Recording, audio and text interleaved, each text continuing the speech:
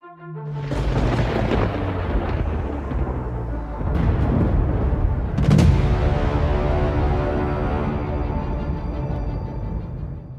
I may not care about the content creators on the other side, people like Geeks and Gamers, The Critical Drinker, Nerdrotic, and all the rest. They're not the ones I'm trying to win over, because it's never going to happen. When your whole YouTube career depends on the grift, and when you're constantly searching for the next outrage that you can milk the ever-living kahuna out of, with no regards for the effect your videos have on people and the fandoms you claim to be a part of, then obviously you wouldn't want to cooperate with someone like me, who is strongly against the things you stand for. So no, I'm not trying to win them over, but not all of their fans are necessarily toxic. I think there are many people out there who really do want to make fandoms better, and perhaps they're just misguided. I've talked to many people online, mostly from my comment section, and heard their stories of how they were deep in the rabbit hole of anti-SJW or anti-wokeness content, where every day you're getting bombarded with content about how bad everything you love is, and how it's being ruined by Hollywood or Disney or the woke or Brie Larson or any other scapegoat they can think of. And once you watch one video, then you watch another, and then 3 more videos come out from other creators who make the exact same outrage content, and soon all the videos you get recommended every day will naturally make you believe what they're saying. But I don't think it's healthy.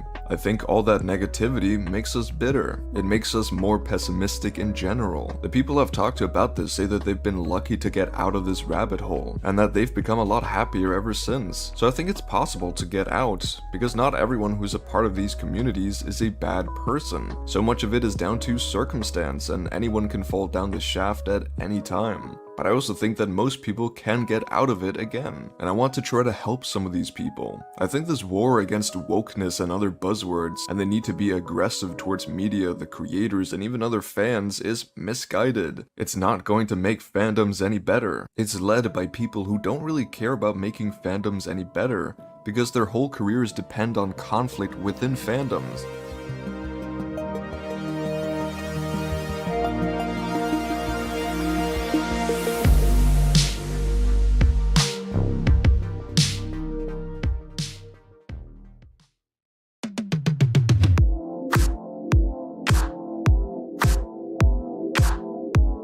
Spend a year of your time after the first trailer comes out going, this movie is shit, only weirdos are gonna like it, it's gonna be about feminism, it's gonna be about racial diversity, it's gonna be about identity politics, it's gonna be about this, it's gonna be about that, and they do that for a whole year, do you actually believe that the people that watch that or the people that say that are gonna go into a movie and give it a fair shot?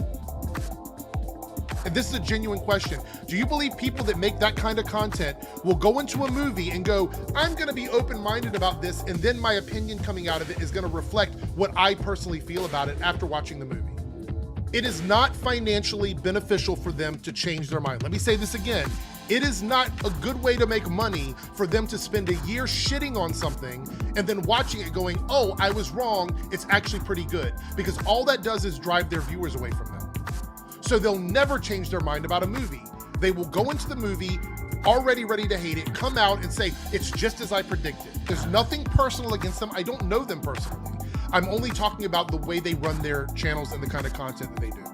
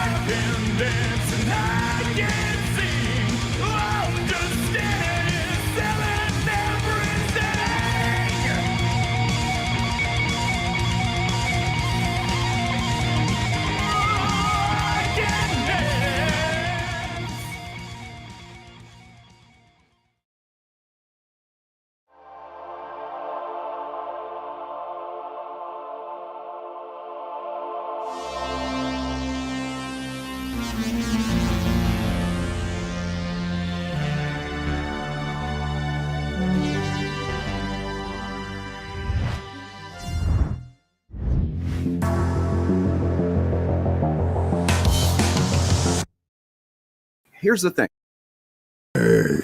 You're saying a copy pasta opinion because it gets you clout in certain circles, but it's not going to get it here because we actually think critically and we understand the things we're talking about. How is it objective if we disagree? If I can't be a misogynist to you, I don't know what to do with you. Christ, dude, you're like 50.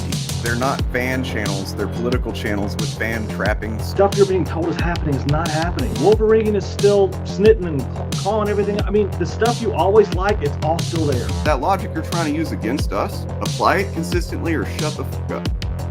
I am the danger. It's so dumb. So dumb, it's brilliant. No! It's just dumb.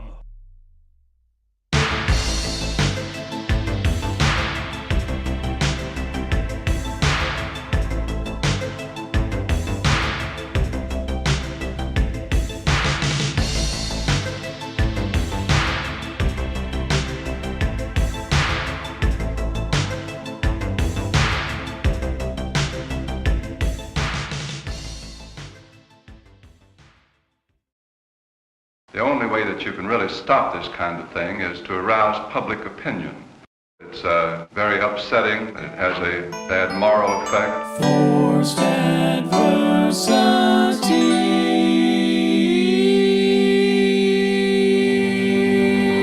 When I was a kid, it was too much supper. Now it's comic books. I'll burn them tomorrow. Bad, B-A-D-D, bothered about Dungeons and Dragons. Ask yourself, what's more terrifying? Fear or the frightened? I think there ought to be a law against them. Tonight I'm going to show you why. Hello, amazing bro. Glad you're here. You know who else I'm glad is here? Ryan from Nothing But Media. Hello. And Morgan from this podcast and other things. Hello there. Hey, from COVID land. Yep. We've received the blessing of Grandfather Nurgle. We're riding from the inside out. It's a good Nurgle. What? Okay, I saw that on your thing there. What does that mean? Nurgle is the god of plagues from Warhammer 40,000. Okay. Then I get that reference now. Yes, we're gonna talk about George Carlin. What better medicine, right? Than George Carlin. Laughter is the best medicine. Truly. And laughter that makes you think is the best kind, maybe. I don't know. I just made that up. But sounds good, right? It does sound good. I just want to say I just want to say we're not doctors, so do not take that advice as fact. Oh. Yeah, well. don't. No, this is not a medical podcast. Don't trust my medical advice or any of our medical advice. I mean, I'd say you could trust our advice more than you can a lot of people that people are trusting for medical advice. That's technically true. Just saying, comparatively, it's a low bar. Yeah, so we're going to talk about George Carlin and his 7 dirty words, which I'm sure most people are aware of. To some extent, a lot of people probably already know the words. But, and why does that apply to forced adversity? Because people were forcing adversity to these words to the degree that they fucking arrested the guy as he walked off a stage in Wisconsin. And what year was it? 68? I'm the one that should be telling you what 72. Year it is. I don't want to. 1972. I have a story about that being from the Milwaukee area. It seems like, in my experience, that the entire population of Wisconsin was at that show if they were of a certain age range. It doesn't matter if they were 10 at the time or 30 or 40. It seems like everyone, when that show was brought up, everyone was there somehow. Yeah. It's just it does seem like one of those things.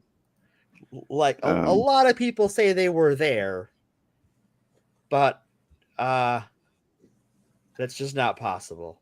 But that's just the local observation on this story. So let's see. Right here, I've got an Associated Press article from 2016, which basically covers the things that were being entered into the Library of Congress, the National Recording Registry of that year. In that year, and one of them was the album on which the 7 Dirty Words bit initially appeared, and I think that highlights exactly what this podcast is about, right?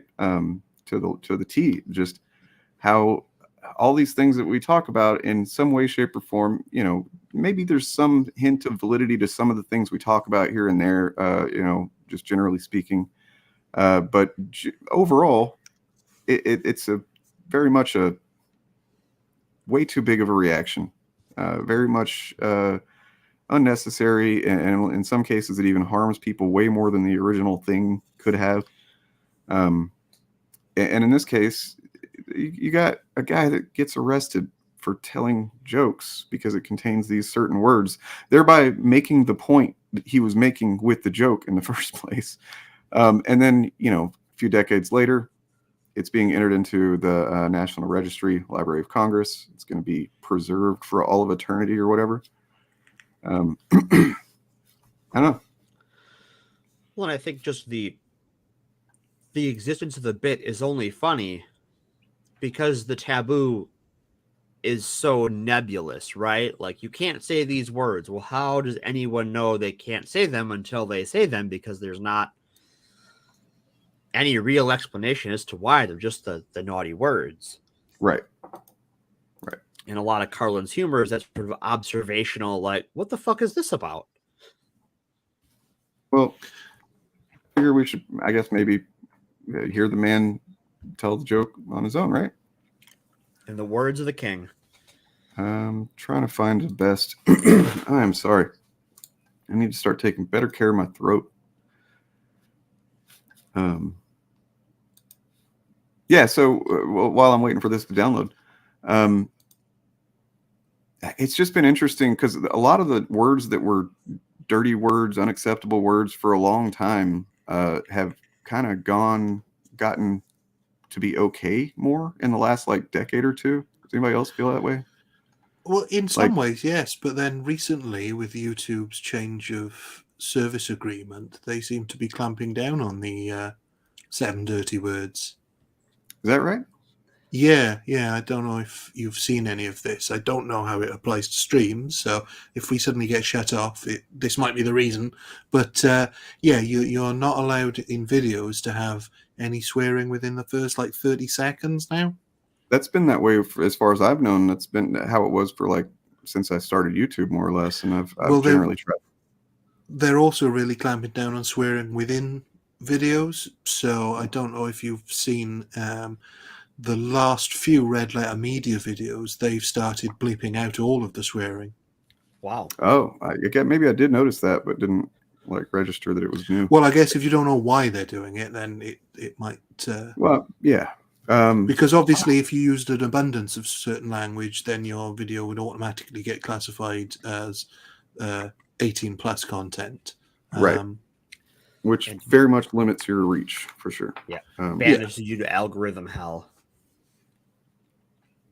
So, well, you know, we might as well see how true that is.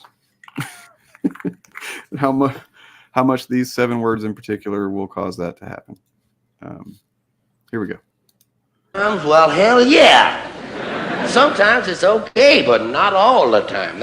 And they're the only words that seem to have that restriction. I mean, there are a lot of words you can say whenever you want, you know. Pneumonia! Nobody gives you a lot of... All right, you can't yell it in the hospital a great deal, but what the hell? There are words that you can say, no problem. Topography! No one has ever gone to jail for screaming top. So I think, you know, and I didn't really realize this until I watched the American Dream, George Carlin's American Dream documentary on HBO, that I think one of the reasons I was always attracted to Carlin, I've actually got a personal story about it from childhood, and attracted to his comedy, rather.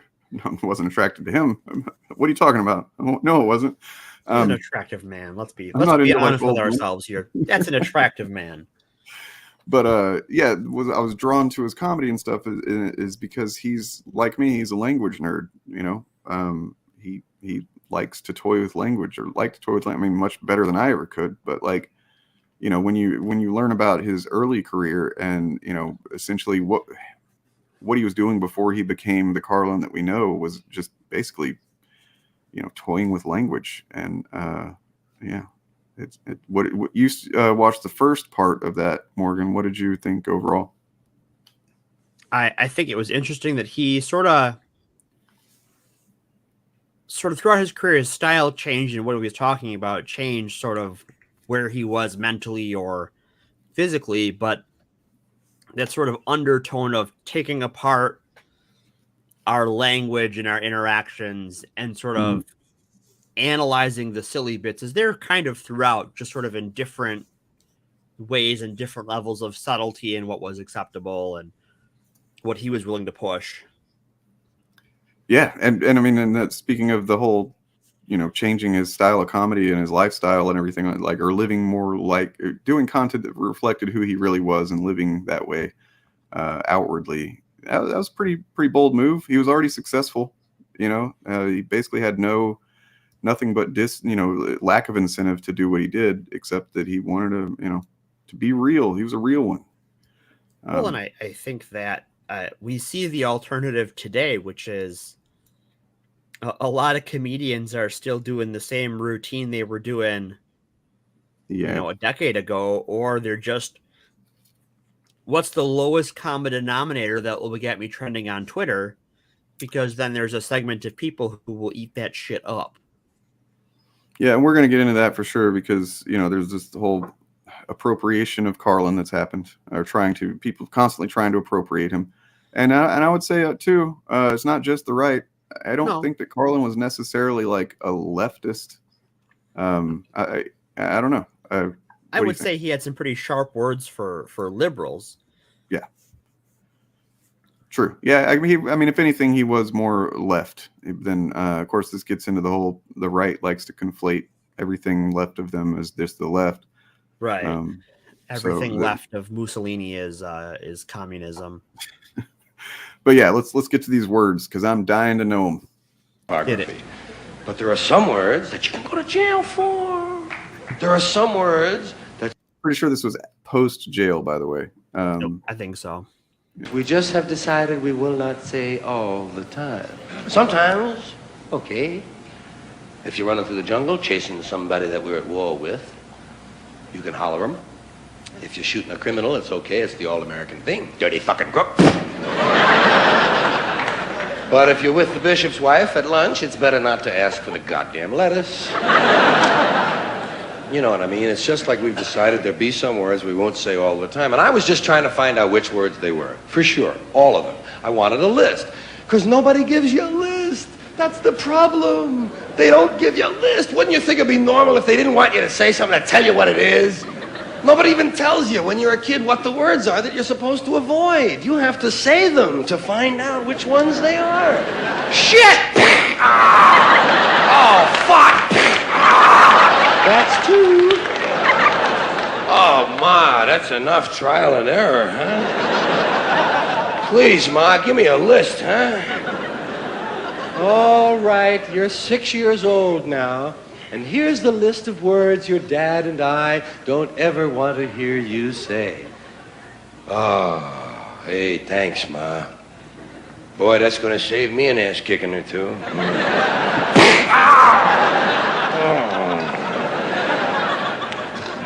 Yeah, you never know what's going to be on the list.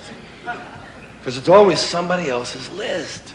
You didn't make that up. Somebody told you that shit. They told you, better not say that. So you got to...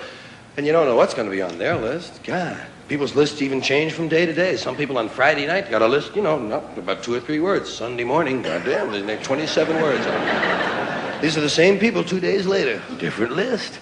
So you got to kind of watch out what you're going to believe from them. The trouble is, I was trying to find out what these words might be. And I wanted to know the ones that you could never say on television. I mean the filthy words that are always filthy. There are a lot of these little two-way, double entendre words that have 2 meanings, words that are okay part of the time. I call them like part-time filth. Some of these words, they're only 50% dirty. You have words like ass. Ass is hardly even a dirty word anymore, but it has a few meanings that you can't say on television. That's what I was talking about. What can you say on television? That's another one of those places where we can't use these words all the time. But some of them are all right some of the time.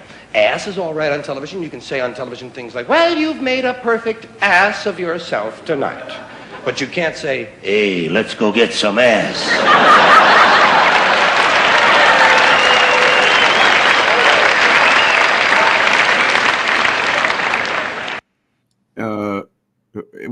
was this stuff ever decided? You know what I mean? Like, what point, what conversation was had, and by whom? Where they're like, okay, you can say it this way, but you can't say it that way. It certainly was decided in this country, where our rules on television were slightly different, because we have what's called the watershed, which means before 9 o'clock you're very restricted in what you can say, and then after 9 o'clock you've got about an hour where it loosens, and then after that you can pretty much say whatever you want within reason. There's the exception being the C word, which you can still use, but not cracker. Yeah, that's the one. Can't say that south of St. Louis. You have to sort of use it sparingly. But yeah, so there must have been a list. But what's interesting about the ass example is, if you'll pardon the expression, is that that's much more common now. I don't know if in the States you can use it on TV in the meaning bum context, and that is the British version of bum. But I mean, American TV is messy too, because regulation has changed so much and become less and less enforced, and also more and more stuff that people want to watch is streaming or on cable, and so those aren't regulated federally. Those networks and those providers might have like content standards, but there's no legal enforcement. Yeah, like, so what I was thinking of when I asked earlier about the how fast things have changed is, the first thing that comes to mind for me on TV is the South Park episode where they said shit. And that was like 2002 maybe, where they, you know, up until that point, basically, you know, Comedy Central, they got away with a lot of edgy stuff, you know, for the time compared to other, you know, cable shows or whatever, cable channels. But nobody said shit. You know, it was one of those ones that you just don't say it. Interestingly, and I can relate my channel into this, is that they used it in a Columbo episode. Huh. Interesting. And it was used once, and then they tried to use it again in another episode, but it had a sort of in-camera disguise for it there, where the character goes to say bullshit, and on the shit he slams something down that makes a noise to cover it. But yeah, and I think first broadcast it went out, but then in syndication it was cut out. And that's the 90s series, I should say, not the 70s, where it definitely wouldn't have been okay. So the episode It Hits the Fan was in the 5th season of South Park. Let's see. Aired on June 20th. A ton before then? What's that? And they didn't really say shit before then. This was the only shit debut. Yep, only in the movie. The movie, the okay. actual release of the movie they did, but like on the show, nope, not once. And I mean, if they did, it was bleeped or whatever. But like, no. So it was talking about how the episode was about how there was a show called Cop Drama, that was in South Park that was gonna say the S word, right? And it was a big deal because like, oh my god, they're not supposed to say that. Well, then they start saying it, and there's a counter in the corner of the screen throughout the episode that counts how many times shit is said in the episode. And it ends up being something like, it was 162 times, but it's also written in the episode. You can see it visually 38 times, bringing it 200. Statistical average, the word shit was uttered roughly once for every 8 seconds of showtime. One such count includes the episode's theme song in the calculation. Okay. So yeah, and I just remember that being it wasn't like offensive to me. Obviously, I was all about it. I was just like, I was impressed. I was like, oh my god, they're really doing it. And but it seems like from there it's just continued, because then like FX came along. Maybe FX was already out. I don't remember. But like FX is one of the ones that pushed cable. What people get away with on cable shows farther than anybody, I think. And It's Always Sunny in Philadelphia was on there. All the Shield, You know, all these shows that they have that were just like always a little bit edgier than whatever else was on at the time. Well, what's interesting about what Carlin says, though, as well, is that the dirty words are different, not just sort of in different groups, but nationally as well. In the UK, you couldn't say bastard before 9 o'clock. But I think that was acceptable in the US because there's an episode of Seinfeld where he says it, and again that was censored in the UK. In the UK, yeah. I wonder if that word in particular, just because of its definition and the culture there, has a little more punch over there than over here. We're like, yeah, well, go ahead.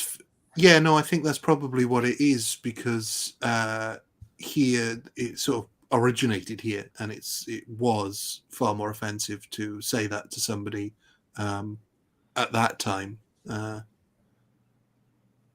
But then, South Park obviously it uses bitch a lot, and I don't remember that ever being censored in the show. I don't think so.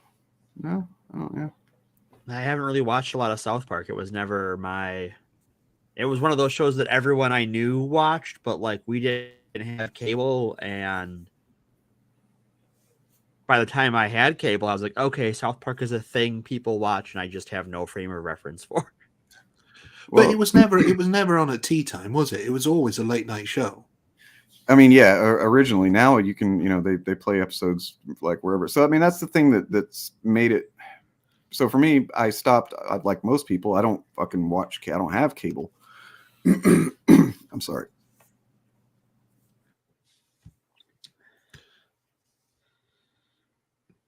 Yeah, well, here it was shown on terrestrial television, but it was after 9 o'clock. I think it first started. It was about 9:30 or 10. So even then, obviously, the swearing was still bleeped out as it was in the US version, but the content was adult. So yeah, it was always a post-watershed show. But I guess it was the same in the US, basically. Yeah, I don't think they were trying to market it towards kids, though I know a lot of kids watched it. Well, yeah, and that's the thing. I think the idea being that it's a lot easier to in the UK, the mentality behind it is your kids shouldn't be watching TV after a certain time, and their bedtime dictates what TV they can watch. Right. Well, I think that was the attitude here at the time as well. With an interesting thing about that episode of South Park is that whenever they originally wanted it, we're only going to say it once or twice, the creators, and Comedy Central didn't want to let them do it. It was only then, whenever they said they ended up deciding that they're going to end up saying it 200 times or so, that Comedy Central allowed them to do it. And that seems kind of like, kind of counterintuitive until you realize that the reason is, in the moral of the show, that episode, is that there's nothing wrong with saying the word, but when you say it too many times, you say it too much, it becomes, you get bored with it. It loses its power. And so there was actually a moral to the story of saying it so many times in the episode, and that's what the Comedy Central was okay with. Like, okay, you're making a point with it. That makes sense.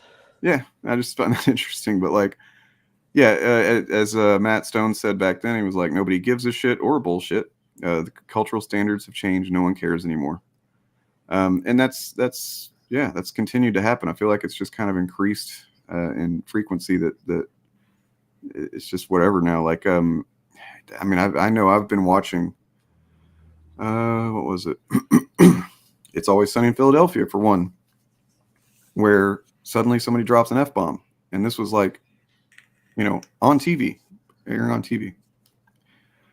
It's just crazy. Well, it's true, though, as well, because I always find it astounding that one of the films that has the highest sort of quotient of swear words is The Big Lebowski. True. Yep. And you never think about it when you're watching it, because it's part of the dialogue. It's never used to emphasize a point. Yeah. No, I mean, because they talk like regular talking. people can talk. Yeah, the reason. it's just people talking. Yep. And I think that sort of goes to how growing up we thought about these as like grandma's words, if I may be so mean. In that my grandmother swears like a sailor when she's in a mood, and will drop lots of the words on this list. But if she heard them out of your mouth,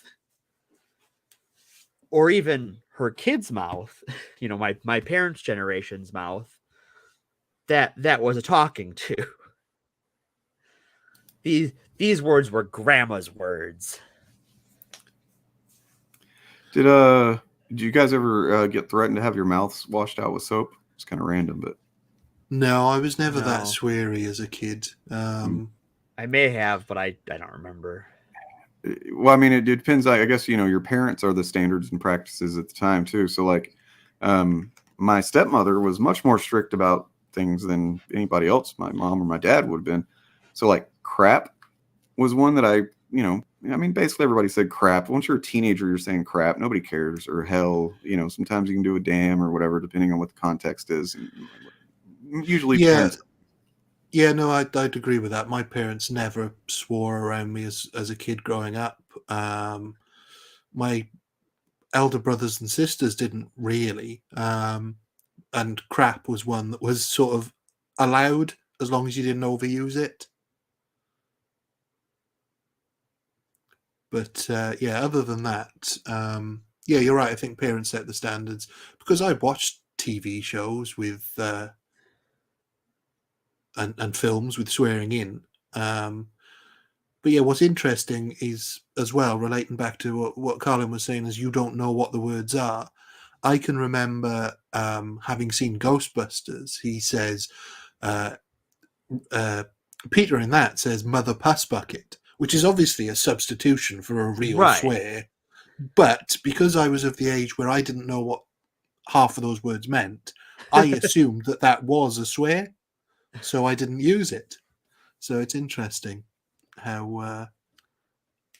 I think one growing up for me that sticks out was a teacher yelled at my brother for saying something sucked. He could say it stinks, but not it sucks, because she thought about putting certain parts in other people's mouths was what she was immediately glommed onto. And I'm like, well, that says more about your teacher than it does you. Like, my brother's a number of years younger than me, right? Even now, his mind is not really in the gutter that particular way, but that teacher was immediately just like, whoop, just the sonar hones in on him. Like, you said suck. That means, to blowing someone. It's just like, wait, what? Hold up. But this is, I think, what the essence of the whole 7 dirty words is, though, isn't it? It's context and why are these words completely unacceptable to more people than other words which you might find offensive, because you can say stupid all day long, but calling somebody stupid is much worse than calling them an asshole. Right. So it's a weird cultural thing where you got in trouble for stupid too. No, I never got in trouble for stupid. My stepmom hated it. Yeah, a lot of people do hate it, and there are similar sort of words where it's the meaning behind it is more offensive than the actual sort of word societally. I think I heard the R slur more than I heard stupid growing up, at least in my teens. That was R slurred. Your R slurred. that was never that big over here until we got a much bigger influx of US TV. So we were all about that and the F slur too. Like, Boy, howdy. 90s kids, kind of, early 2000s, especially boys, I'd imagine, more so. Yeah, at least in the South, like, yeah, we were all about those fucking words. It's not good. Again, that's Cringe. another one. Both of those weren't really used. Certainly the F slur wasn't used at all because it didn't mean that over here until the influx of US TV. And Whitney, now imagine having parents that, at least my dad, he would drop that word, not infrequently, just kind of casually about people out in, driving, or, what I mean? And he meant it. He was talking directly about people. And so imagine living in a house where that goes on and nobody even bats an eye, but then you say like stupid or crap or something, and then your stepmom's like, you don't say that. I'm gonna wash your mouth out. Right. That's so fucking absurd, man. It's bizarro world. It's just like, maybe we should apply, the value of, or like, sorry, gauge how harmful or a word is by how much actual harm it can cause. Instead of not. Well, that's the funny thing about, again, with in the UK, the N word was not as offensive as it was in the States. Well, and the F word we use just cigarettes for you guys. So. Yeah. Or the 6-letter version of it is a foodstuff. So yeah, it's weird that because famously, do you know the film The Dam Busters? No. It's a World War II film about the real dam busters and how they were able to break German dams by having bouncing bombs. But anyway, the guy who invented the bouncing bomb, he had a dog, and the dog's name was the N-word, which at the time wasn't an issue, but now it's very hard to watch that film without getting taken right out of it. Wasn't that also what's his name? Lovecraft's cat's name or something? Possibly, but knowing it was Lovecraft, I suspect it was for much less honest reasons. Lovecraft's cat's name is infamous. If you don't know, look it up. That's a whole Lovecraft is a whole discourse for another time. But saying that, considering my parents were both born sort of around the Second World War, they were fully aware that the N-word was offensive by the time I was growing up, and I didn't hear it. I heard it occasionally in a contextual sense, never in a accusatory sense, I guess is the word, or insulting sense. But I definitely heard that word more than I ever would hear any other kind of swear word. Yeah, the N-word was interesting growing up in Wisconsin because it really depended on where you were as to how often you would hear it and in the context you would hear it. Yeah, I can see that. Definitely. Where I stayed when I was staying in Wisconsin was it was basically like moving from Texas to north version of Texas. North Texas, yeah. Because it was actually in and around Kenosha. Yep. That is famously where a lot of people who work in Chicago but don't want to deal with a wide array of people will flee to when the Chicago suburbs in northern Illinois aren't far enough from Chicago, they'll flee to Kenosha.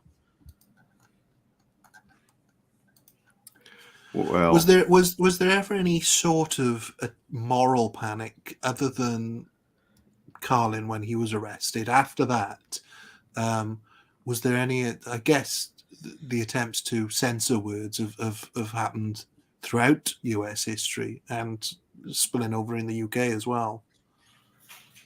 Well, yeah, I mean, I guess his album got played on the radio, and someone sued to get the album censored for being on the radio. I think later in the 70s. Oh, that's interesting. Well, there is kind of a moral panic related to the 7 dirty words. We're going to get into that in a little bit. It's not about the 7 dirty words. It's somebody piggybacking on it and trying to. But yeah, we'll get there. Oh, fun. Because obviously this is recorded, so there was a recording of it, and these recordings were, I imagine, they made their way to television because they never went to cinema screens, did they? I'm not sure. Not sure. If I've never heard of him having sort of like Eddie, because I think Eddie Murphy with Raw and Delirious were the first ones where they made actual films out of concert footage. Yeah, I think so. Sorry, I'm trying to find because Wisconsin obviously keeps coming up. So yeah, Wisconsin is the ultimate enemy. The enemy. Because the other thing here is that in the theatre there's very little censorship. I'd have to check, but at one time there was no censorship in theatre. You could do whatever you wanted, basically. Well, I mean, we used to have porno theaters, so I mean, I guess the stage now, so the British version of the theatre, gotcha. actual as a performance space. So you could get up on stage in any theatre across the country and do a stage play, and you could have nudity and any language you wanted and any sort of simulated violence. But you put it on a screen, and suddenly they gotta clamp down on that. Yes, exactly. Yeah. That's wild. Wow. I mean, you couldn't do actual sex on stage, but you could do simulated, to a certain point. But then, so any stand-up performer, technically, they would be performing on what would be considered a stage, and so they were in a theatre, in effect. So, I'm not familiar of any stand-ups in the UK ever being prosecuted using sort of indecency laws like Lenny Bruce and Carlin were. Well, yeah, I mean, we should probably get into Lenny Bruce momentarily as well, because he came first and was actually big inspiration on Carlin, probably his primary inspiration. Do you know anything about him and what he was arrested for? What did he say? I forget. I know very little about Lenny Bruce. I know he was arrested under the existing sort of vague obscenity laws, which meant that you could be arrested if you said something that was in danger of causing a riot, basically. Right. It was disorderly conduct to say something that the cops thought might cause people to act disorderly. Yes. Yeah. It's kind of like taillight laws are now. Oh, your taillight's out. Now we can search your whole car, strip it apart, Or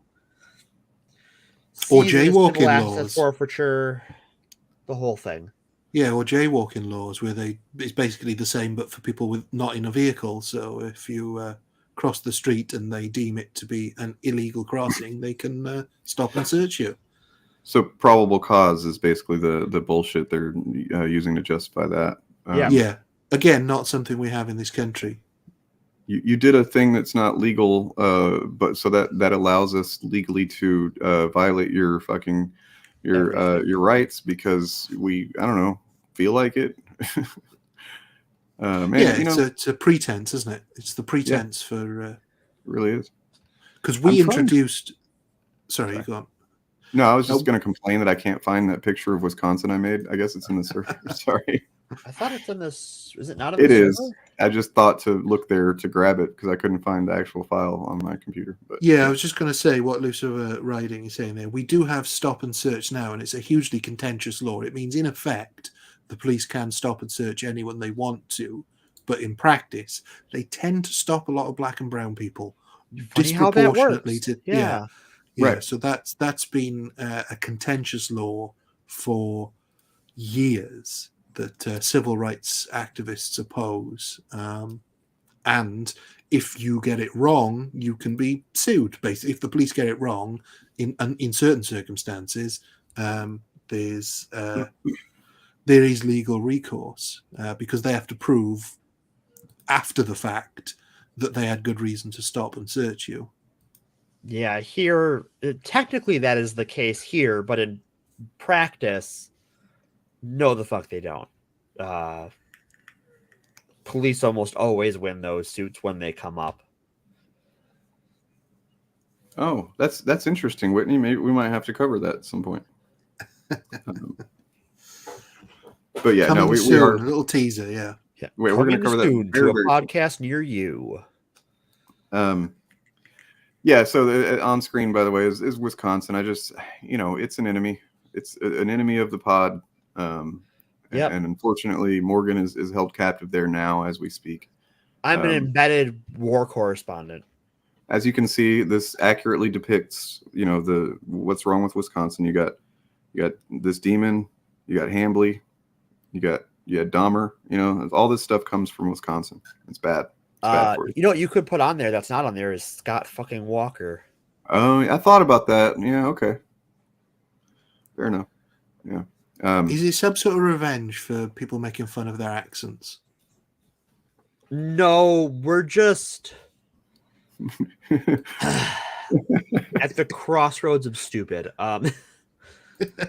Another enemy of the pod, who or his show will show up in a lot of episodes. Let's just say that has already shown up in I think one or two. I don't know. Old Goatface, the man, the myth, the legend.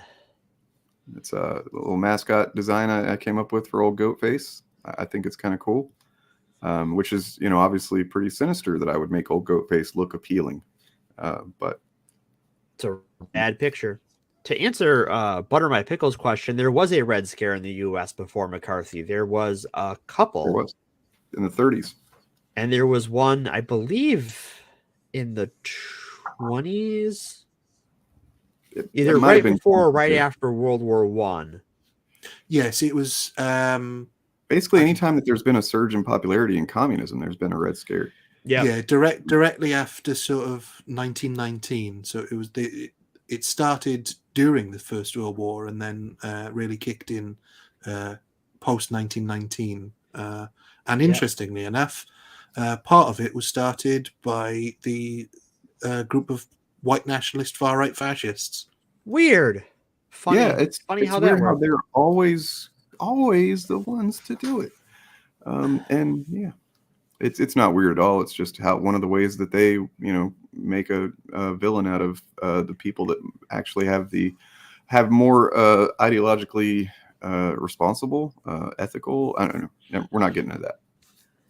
Yeah, that's a long rabbit hole. We'll cover when we talk about the Red Scare. Yes, Soon. we definitely will be covering in there. And eventually we'll have to talk about the Yellow Peril, because that was a whole thing. I talked about it in my Flash Gordon video bit, but yeah. And that's one we're also still seeing today. Yeah, we had a resurgence of it. I covered it right after. It was pretty soon after the spa shooting stuff happened, and things like I don't know if you saw on the stream the other day. We looked at stuff by Chrissy Mayer and her video that her and some friends put out during the initial lockdown from the pandemic. They did like an Imagine type thing where a bunch of them sang a song, but it was Kung Flu fighting. Oh yeah, my God. It's weird how the Red Scare and the Yellow Peril in the 21st century have merged together at the same time as the uprising of the Orange Menace. What's the Orange Menace? Oh, is that Trump? Yeah. Okay. Yeah. No, I mean, yeah, the Orange Menace is just, you take off the mask of the Orange Menace and it's like, oh, it's just old fascism again. God damn it. Just fair. Yeah, you wipe away that orange makeup and it's just a white face underneath. It's just repackaged fascism. He fooled us with that orange. You're right. He fooled us, but no. Can't be white supremacy when he's orange. Come on. Anyway. It's just spray tan. I'm gonna stop myself before I make some jokes. We're gonna just rein it in. Yeah, the orange guy's indicted. That's a whole other. We can't really get into that, but that's going to be interesting to see how it plays out. Interesting, regardless of whether that's good or bad. Set aside judgment on what interesting means. It will be interesting how it plays out. Oh yeah, happy indictment weekend, everyone. Thanks, Whitney, for pointing that out. Happy indictment weekend. That face is going to be completely washed out in an orange jumpsuit. Oh God, I mean, look. So if you ever go and look at liberal Twitter, I'm talking like have to? blue MAGA, basically, like just the hashtag lock him up people that have been, what I mean? That it's pretty cringe. Like a lot of times I've complained about leftists being so quick to distinguish, like, oh, they're liberals, as if there's just these terrible people that cringe or whatever. It's like, come on, man, these are the people we need to be reaching. But when I go look at fucking liberal Democrat Twitter, that's when I'm like, all right, fuck these people. They're lost. Because it's like the trick. This has been great. This has been the best part of COVID. Not being on Twitter. Just disconnected from social media. Just laid down, played Pokemon, watched movies. Well, so what I was saying was that, like, basically I'm normally that's what I think about that Twitter, that those types of posts about, like, oh, I need to lock him up and blah blah blah. They've been doing it for fucking 5 years now. But now I kind of feel like, yeah, it feels good to say that he's been indicted and he's gonna apparently get arrested. I just really hope that we get to see something from that. I really hope we see something from it. That's the important part, I think, is we need that as a nation to heal, Well, and I think one of the reasons that you've had, that is true, and that we need to prove that we actually have elected officials and not monarchs and oligarchs that are above the law. But also that means you can't miss, right? It's why a lot of these prosecutors have taken their time. You have to get everything right. You can't miss. Well, because and the right will think that we're like, everybody's just wanting, and I'm sure there are some like this, but like, I don't give a shit what happens to Trump as long as he's not in power again. Like, I don't want him to spend his life in prison, or I don't want him not to either. I don't care, But what I want is to not have the precedent set that you can do all the shit that fucking guy has done, and then the next guy goes, oh, I see where there's literally no limit now. Cool. There's no limit, yeah. Well, and I think you look at, we've had a couple, war criminal presidents this century to varying degrees, one more than the others. But like, he had the good sense to fade into obscurity, and ain't at home, and no one thinks about the guy anymore. And if Trump had just on November, 2020 just went, oh, I lost. Guess I can, take all of my money and just fade into obscurity and live comfortably forever. Yeah, not gonna happen. Nothing would have happened to him.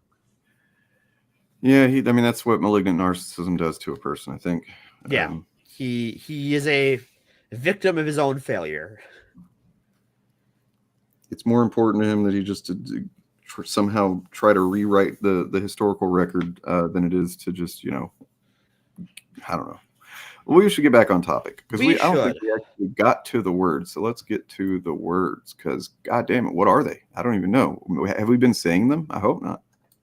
Bitch is another word like that, same kind of word. It's he said a couple of words. Only dirty part of the time. Depends on what you mean by bitch. You might be the lady from the San Diego Zoo visiting one of the Tonight shows, and you might just have a bunch of little canines with you there. One of them is a female. You say, there's the bitch, Johnny, and it's okay, fine.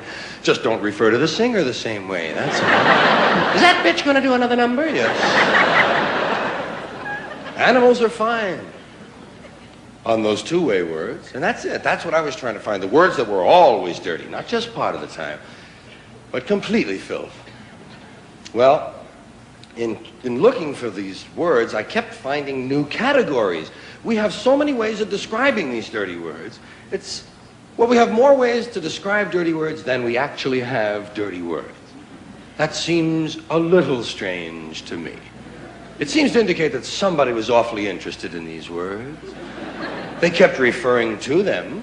They called them bad words, dirty, filthy, foul, vile, vulgar, coarse, in poor taste, unseemly, street talk, gutter talk, locker room language, barracks talk, bawdy, naughty, saucy, raunchy, rude, crude, lewd, lascivious, indecent, profane, obscene, blue, off-color, risque, suggestive, cursing, cussing, swearing, and all I could think of was shit, piss, fuck, cunt, cocksucker, motherfucker, and tits.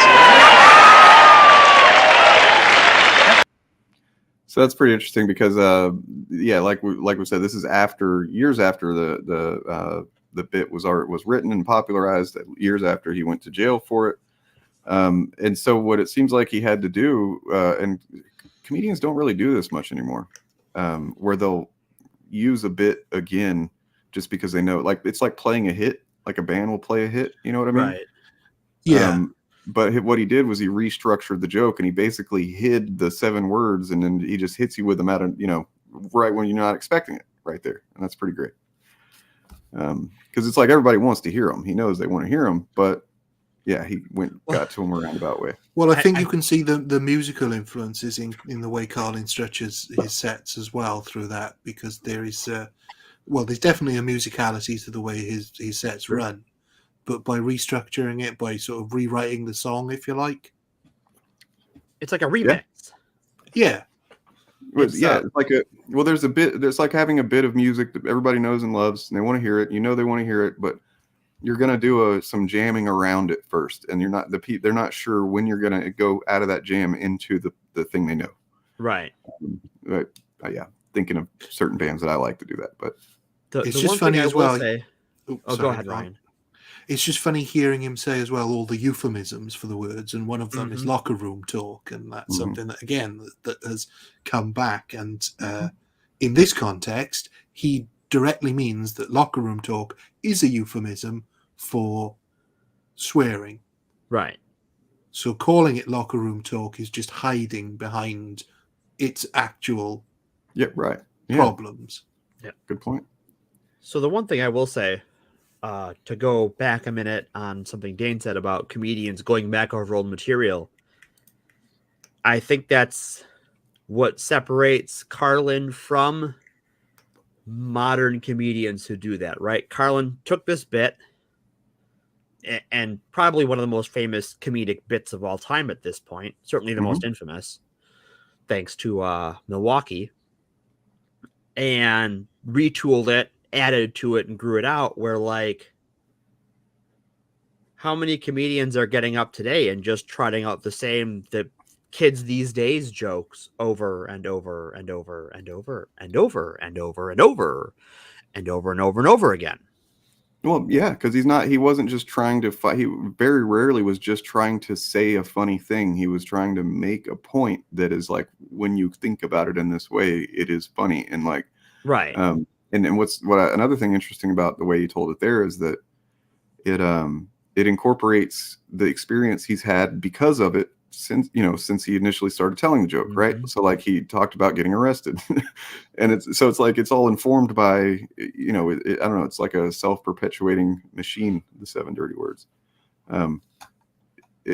Yeah, I got a couple of anecdotes here that we can look at. Sure. Listen to. So yeah, like I said, it's preserved in the Library of Congress.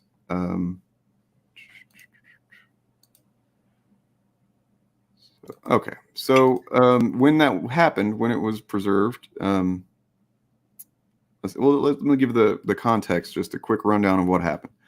The 7 dirty words that got comedian George Carlin arrested at Summerfest. They got Carlin arrested at Summerfest in 1972. Summerfest, by the way, I almost went to when I was in Wisconsin. It's apparently a very popular thing to go to. Oh yeah, and I think that was the first year, let's see, that they had a stand-up comedian as no, he wasn't the main draw of the thing, but nonetheless. So there's a story from a guy that went to John Marshall High School, and it was about a year after Carlin was dragged off to jail in Milwaukee. This guy's name is Steve Palek, and he's best known around Wisconsin for the past 30 years for his Rock and Roll Roots show, Sunday mornings on WKLH radio. And he used to love the album Class Clown. And he credits 7 words for teaching him how to think for himself. And sorry, I've got a lot of noise going on over here. 1 second.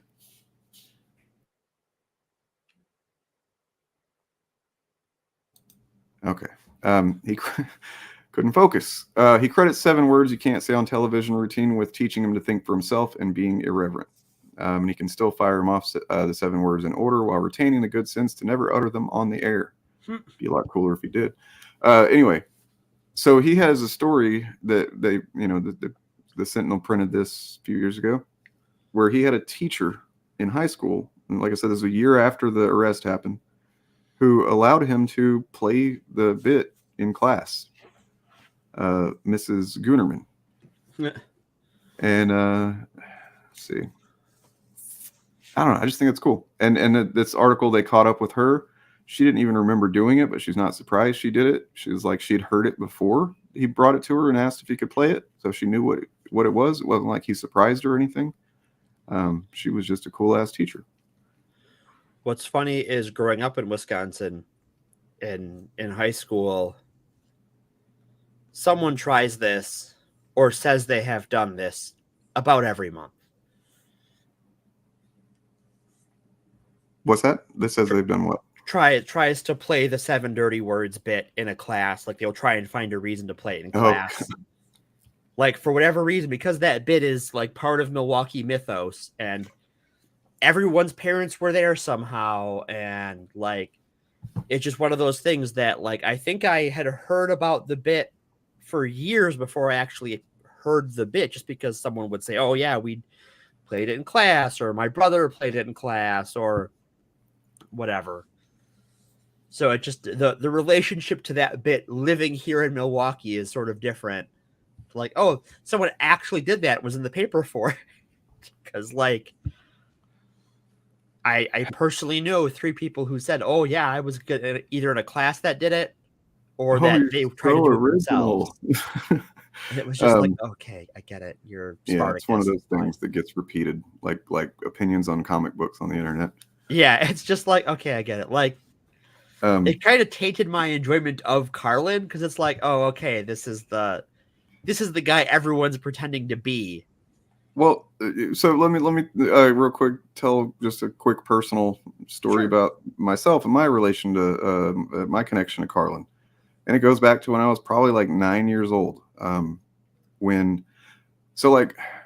dad was, he's still alive, but back in the day, he was basically a hippie, but he was a couple of years too late to be like a real hippie.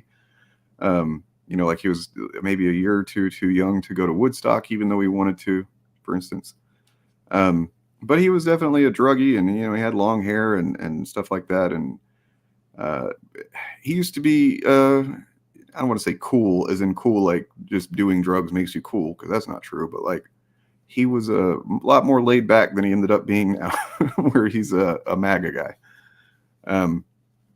And so my stepmom, like I said, she was real strict with like what we said, but also what we watched. Like I wasn't allowed to watch The Simpsons because Bart was a bad influence, which, I got made fun of a little bit for that. But every once in a while, whenever she wasn't around, my dad would, let me watch some movie he was watching. Or in one example, we went out of town. I don't remember why we were gone, but we stayed at his old, drinking buddy's apartment for the weekend. And, we didn't have HBO or anything at our house, but like at his buddy's house, he had HBO. And I just remember sitting on the couch when I was like 9, maybe. And my dad puts on a Carlin stand-up special that was like, maybe it was airing, I'm not sure. And he let me just sit there and watch it. And that was maybe my first exposure to stand-up comedy, period. It was definitely the one that, I remember. And just seeing my dad laugh at some of that stuff, I didn't even really get a lot of it, because I was pretty young. But I think the energy was appealing to me, for one thing. Just Carlin being Carlin is an appealing thing. And just seeing my dad laugh to that was like, holy shit. It's like, it was this realization, oh, he's a real person, my dad is. You know what I mean? Like I definitely didn't have any words. I didn't conceptualize it this way, but it was like this, kind of moment that I saw my dad in this new light. And right. That's how I prefer to think of my dad, even though he's now a pretty big piece of shit. Yeah. Well, holy shit, dude. That's Kind of wild. No notes. Well, so I've got some notes on what do we got here? Well, I took some notes. I watched a couple of Carlin specials over the last week or so. Just wanted to refresh myself, and let's see. This whole idea that Carlin was a conservative, or that Carlin would, like, maybe not that much, but saying that he would have hated this woke shit or whatever. Or he would have been, you know, I've seen people say, can you imagine the jokes he'd be making about this wokeness? It's bullshit, and it's not true. And I don't know. My response to anyone who would ask the question, can you imagine what Carlin's jokes would be, is no, and neither can you. Right. Yeah. Well, I mean,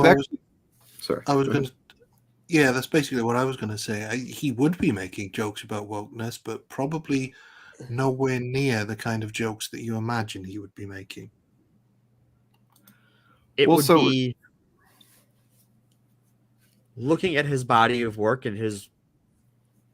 I'm going to sort of get downer on this one, but watching some of that documentary reminded me of a thing I noticed about why some of his specials have this sort of timeless quality to them, because shit hasn't changed, right? Like, he's talking about abortion and the church's child abuse and all of this stuff not 10 years, but 20 years, 30 years, 40 years ago. Fucking shit ain't changed, right? Like,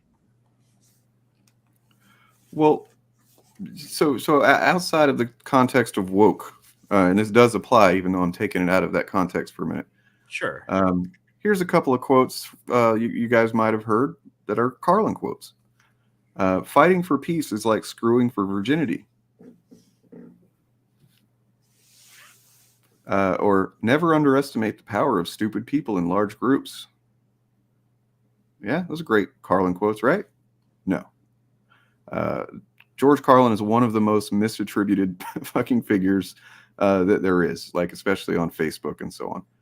You'll see those little meme things going around or whatever. And it's like, people just love to attach stuff that's soup. And he's commented on this while he was still alive. He commented on this being a thing. And also, I have the audiobook of his last book that he wrote that his brother actually helped complete, and his brother did a conversation with somebody about it.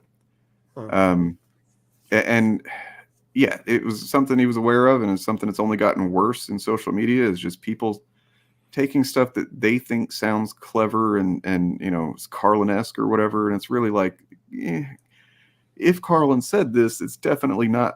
There's a lot of other things that are, you should prioritize quoting. You know what I mean?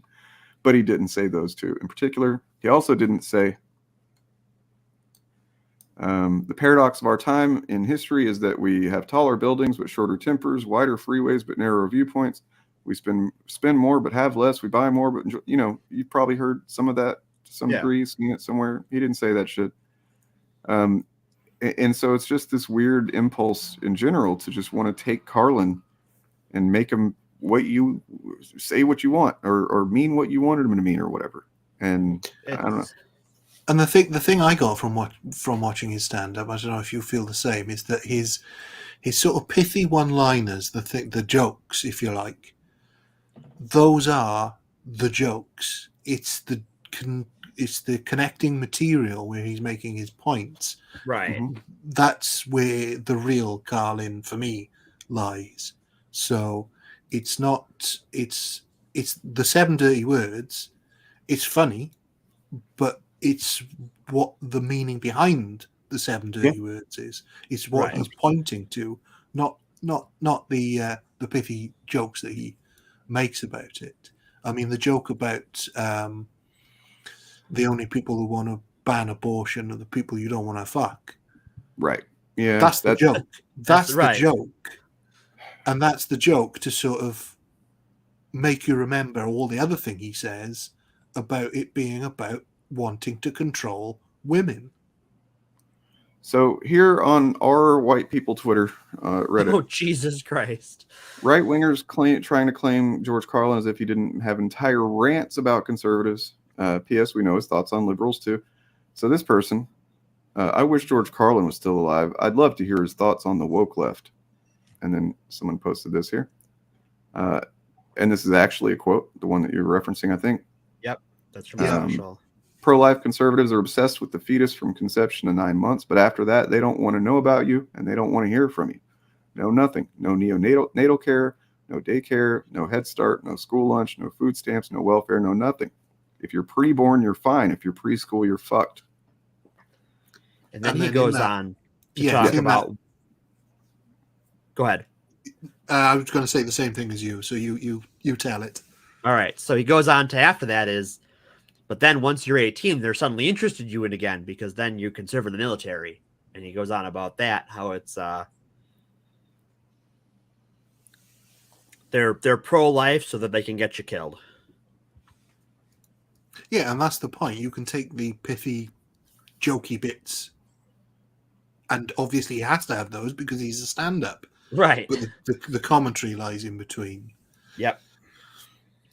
And that's when for me, that's when I enjoy him the most, when he's being his most venomous about the real issues that he obviously felt about, because they're not jokes. Right. It's the joke is that the world is a mess, and all we can do is laugh at a certain point. Because I think in the chat, Butter My Pickle says, was Carlin a nihilist? And I generally don't believe he was. No. I mean, a nihilist wouldn't care enough to make the jokes about the things that he clearly cared about, right? Like, a nihilist doesn't care what conservatives want to do with fetuses. You know what I mean? Like, no, I think he used nihilism in his comedy. Right. Yeah, definitely. Especially the latter end of it. He got real dark. But by saying, why should I care? What he's actually saying is, you should care. Right. Yep. And we can get into that. That's a good segue. So there is a routine that he had worked on, like any other routine. It probably would have been his next, stand-up special based around it and stuff like that. If a little event hadn't happened. So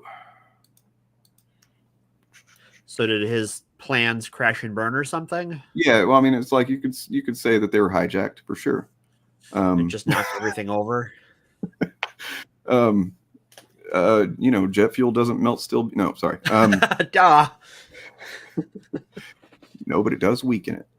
Anyway, a never before released George Carlin bit recorded the day before 9/11 found the observational comic casually joking about mass fatalities. The comedian decided to shelve the controversial material after the tragedy and held on to it until his death in 2008. And now when was this? 2016. Now a new Carlin LP, I Kinda Like It When a Lot of People Die, will feature the dark routine for the first time when it came out digitally on CD and LP that year. So part of the routine features jokes about famine. I actually have heard some of this now that I think about it. Features jokes about famine, natural disasters, and even a sky is falling situation. Here's a quote. You know what my favorite disaster would be? And gee, I pray for one of these, an asteroid.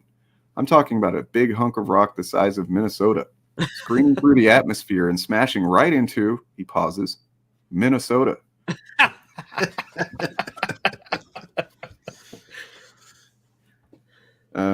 Yeah, it was supposed to be on Minnesota's cool. Don't do that to poor Minnesota. I have to flee somewhere. He had a special on HBO called Complaints and Grievances, and it would have been included in that. So, and that just goes to show that, like, it's not like these people that want to conflate comedy with being offensive, and that the more offended people are, the more comedier you are. Like, clearly he wasn't a nihilist, because a nihilist would have just not given a fuck. But like, no, this is a guy that had the sense to go, okay, these are dark jokes and dark humor that I'm doing, but I can recognize when that's not what's needed. You know what I mean? Especially the specific subject of mass fatalities. Right. And just to be clear as well, it wasn't also about protecting his career, because he had made purposely bad career decisions. He had gone out of his way to tank his career a few times by that point. So, in order to be true to himself, because I think that's something he did struggle with. He never. There were times in his career where he felt he wasn't being true to himself. Yeah, I mean, and by the way, the people that Rogan and stuff that act like being criticized for saying stuff is going to end your career, and it's so cancel culture. And it's like, yeah, and then they also want to put themselves in the same league or in the same category as Carlin, who, you know, he faced real fucking adversity towards his career, and took it, right? Like, knew what he was doing and went, okay, I want to do it anyways, right? He had the backbone to both fuck around and know that he was going to find out. And these wannabes who, you know, try and canonize him into their sainthood of stupidity use his name as a shield for their own cowardice. Yeah, 100%. I mean, yeah, that's what, dude. You want to be if you want to be a renegade, you want to be a rogue and a rebel. All those are words. You can't complain whenever you get a little pushback on the thing that you're doing that you know is gonna get some pushback. Like, but the bottom line. Sorry to interrupt, but the bottom line with all of those people is that there's another R word which they're far more concerned about being, and that is rich.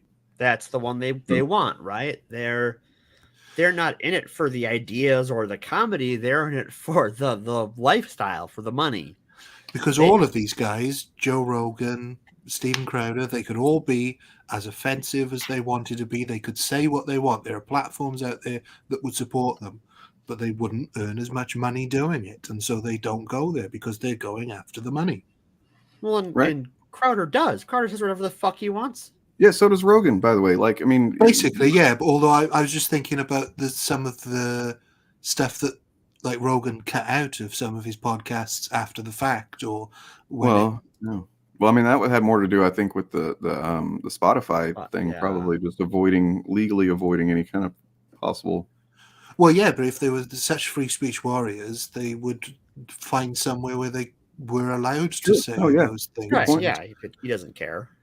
He knows that worst case, what's going to happen, right? He knows what the consequences for his actions, right? If he says something so bad, he knows what Spotify is going to do. They're just going to edit it out of the episode or pull that episode down, and no one will notice because his audience has the brain capacity of 3 goldfish living in a bong. And that's the hilarious thing about the new club he's opened, where you can say anything you want without fear of being cancelled. And it's like, you can do that in comedy clubs now. What cancels you in comedy clubs now is people not finding it funny. That's your judgment.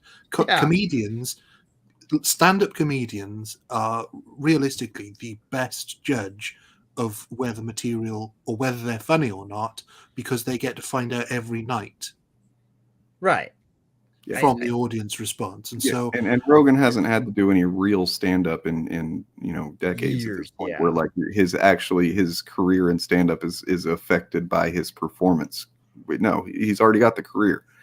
And that's exactly what George Carlin did.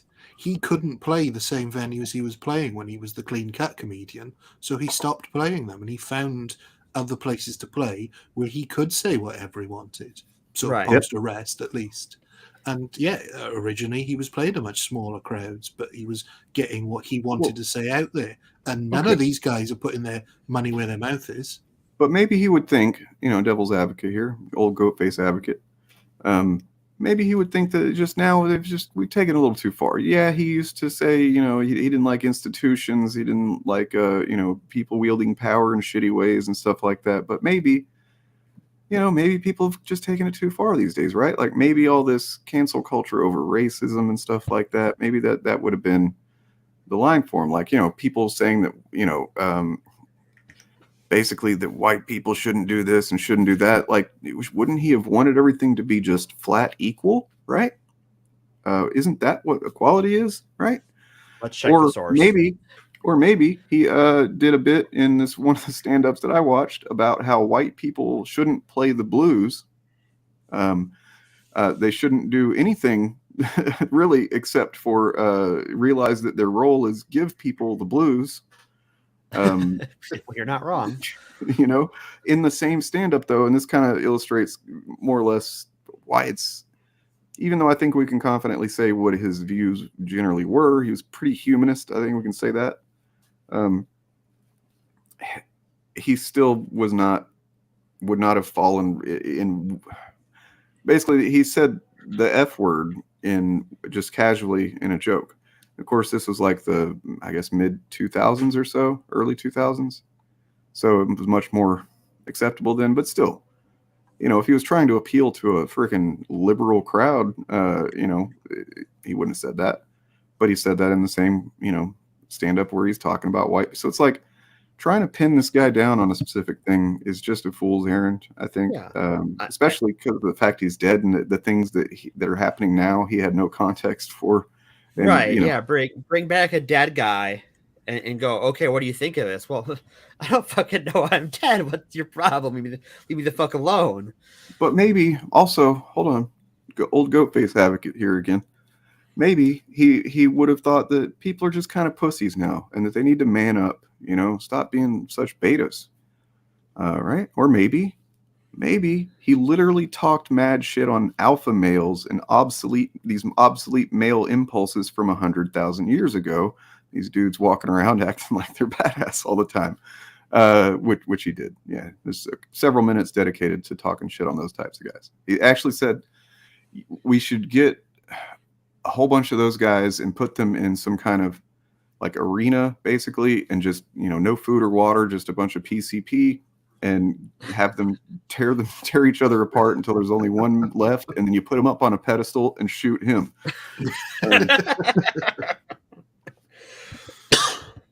So yeah, I mean, that was kind of jarring because I was like, oh, I guess alpha male thing was, of course, it's been around a long time. Yeah, that trope has been around for way too long at this point. And well, people still think they're alpha males, and it's just like, you don't.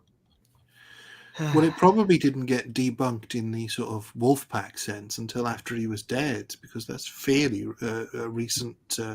By the same guy that theorized it in the first place, too. Yeah, I think it was not, because that guy theorized it a long time ago, and the same guy theorized it was incorrect. So I think that would have been. I think it sort of entered the popular, idea of what it is, but I think that. So.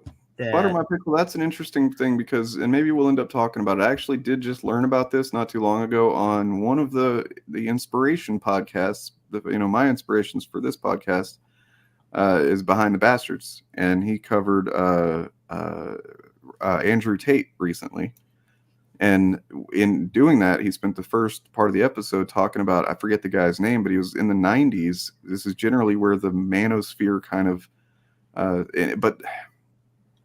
yeah, in the 90s, I forget the guy's name. He was some dude that basically started this whole movement to men should get in touch with their primal, roots kind of bullshit, that ends up with Joe Rogan fucking an elk heart or whatever. And yeah, that's kind of where it started, this one guy. And he wasn't nearly as like toxic, and he actually had some pretty decent things to say.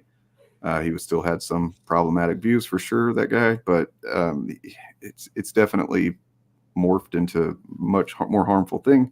But yeah, that guy generally was somebody that, there's a direct line from him to Andrew Tate and so on. And in the 90s, I can remember that was the sort of the era of the consolidation of the idea of a pickup artist. Where people were sort of trying to become basically professional pickup artists. Yep. And I think all that fed into it. I don't think it would have been necessarily mainstream enough for Carlin to be able to make jokes about it, because you'd have to explain what it was to your audience first. Right. And I think Carlin's genius was taking something that everybody already knew about and dissecting that. I think if we're going to prognosticate about what Carlin would have to say about wokeness, I think Ryan just hit on a really good point, which is that he talks about things that everyone, not everyone per se, but the plurality of culture knows about. And I don't think the majority of people have an idea of what woke is or means, including the people saying it. How do you talk about a word that doesn't mean anything, right? That it has been drained of all context and meaning, and it's just sort of this nebulous bad thing coming from somewhere, left of the SS. Like, what? How do you make fun of that other than to make fun of the concept of woke itself of being this like nebulous piece of bullshit? Yeah. So let's see what we got here. I'm gonna take a pause. If you guys want to, I got this clip. It's about 3 minutes long of Carlin. Yay! Movie time. Or actually, got a little bit longer one of Carlin on Bill Maher's show, and I'm not 100% what's said on it, but oh boy, that'll be interesting. It's Carlin, and it's Bill Maher, so maybe something cool happens, and he like eats him or something. God's eye. That's what we need. We need Carlin to come back from the dead as a ghoul or a zombie and just devour Bill Maher whole on HBO. Hell yeah. And then break into one of his specials, right? He's eaten. He's had his fill. Now I can get back to work. He's like, it's all bullshit and it's bad for you. Yeah. Yeah. Butter. It did. It actually, the first known recorded instance of the word woke being used in that context is a Lead Belly song, I believe. Old blues pioneer. And then it was used, here and there in a couple of different, basically black people music, a couple of different types of music throughout the 20th century until it was like, I forget, I think it was Black Twitter started saying it, like popularized it after, was it Trayvon Martin? Who can keep track anymore of all of the black dudes that are getting gunned down these days, and which one it started with. But and that's been going so long that Carlin did have things to say about that. He did. Even Bill Maher has really leaned into this. He's leaned into this fucking anti-woke grift bullshit. Yeah, he's run out of things to say. He's just old man screaming at the clouds now. It's like he's still, and I sadly I watched him way longer than I should have, just because he might still, I don't know, get good guests. They used to have, for a long time, other than the internet, that was the place you could find decent conversations happening. You know what I mean? And often Bill Maher would have stupid things to say in them, but like he would have some good guests on, and they'd be talking about things at a bit of a more, I guess, more in-depth level. More, not so fucking sanitized as what you'll see on like the news or whatever. Well, he's the perfect example of what I was talking about. A comedian should know whether they're funny or not based on the audience's reaction. And he's at the point in his career now where he thinks he's always funny. And so when the audience doesn't laugh, it's their fault. Right. He's like, oh, come on. Yeah, that whole thing. It's fucking smarmy bullshit. You're high on your own supply. The last few times I watched, probably, when he does his New Rules bit, and just like maybe one of them is a chuckle worthy, but like otherwise there's just like tepid chuckles coming from the audience, and it's just like so cringe, because it's like I imagine the guests that are just sitting there waiting for him to do this, right? They have to sit there and be quiet while he fucking does this. It's just got to be really uncomfortable. And that's his self-selecting audience, right? Those people want to be there to see Bill Maher. And he can't get them to laugh, right? You're going out of your way to see this guy. You're kind of primed to laugh at his stuff. Well, this actually reminds me, I'm going to pull that clip of Bill Burr from recently on Bill Maher. We'll watch that in a bit. But yeah, for now, let's check this out. We're gonna take a pause. Or do you guys want to pause or wait? Take a pause. Yeah, go for it. Yeah, take a pause. But we will be pausing, but you can, watch this clip, and we'll be back momentarily. It's a little while ago. It's not a surprise. It shouldn't be a surprise. It shouldn't be a surprise that rich white men don't care about poor black people, period. So they're not high on their list. They're not high on their list. George, They're I love you, high, George, they're not but that's high. I don't care if you love nonsense. me or not. That's They're not nonsense. high on the conscious or the subconscious list of those people who are in charge of things in this country. The owners, forget these foolish elections, the owners of this country don't care about the poor in general. The owners of this country, what are we going...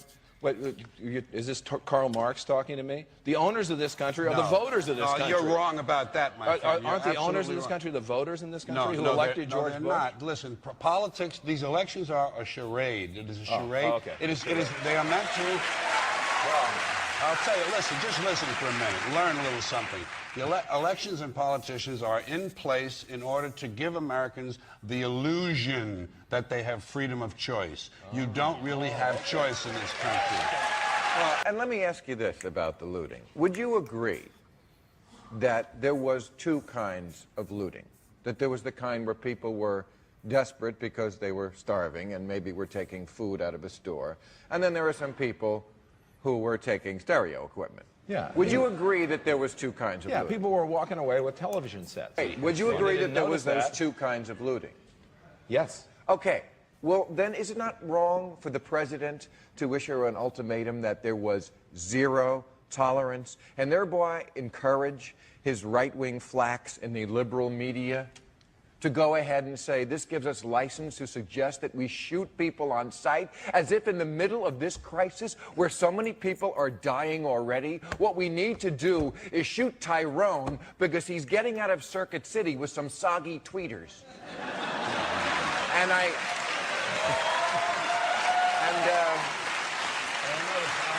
think Tyrone always had soggy tweeters, quite frankly. I have an addendum to that. The real looting in this country takes place in the transfer of the wealth from the poor to the rich. I'm sorry that you don't like class and the truth, my friend, but you're just stuck with it. Class and truth. And the poor have been systematically looted in this country. The rich have been made richer under this criminal, fascist president and his government. Okay. You know, George, I think do you know what fascism is?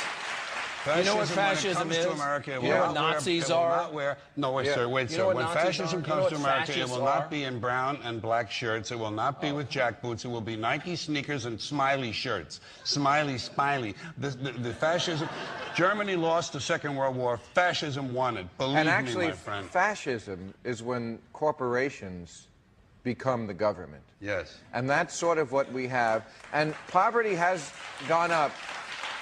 So 17. Get this straight. George, you think that looting is looting okay if there's no hurricane? First of all, property. Can you break into tweeters whenever you want? We're talking I about have no problem with theft. May I be honest no with problem you? with I have no problem with theft.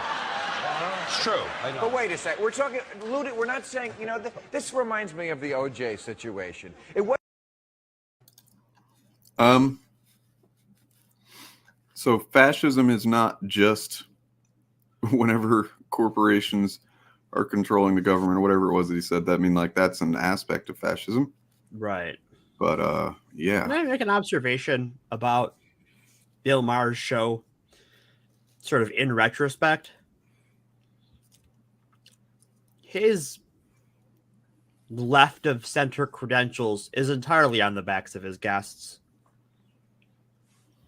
Yeah, I think that's fair. I think. Well, that's I mean, fair honestly, the bit I heard, because I was kind of across the room, but like I heard a bit of him talking about the looting thing, and I was like, shit, he's actually making a good point there, to a degree, and that felt weird to say. But I mean, the thing is that he essentially, the left has continued progressing, and he has not.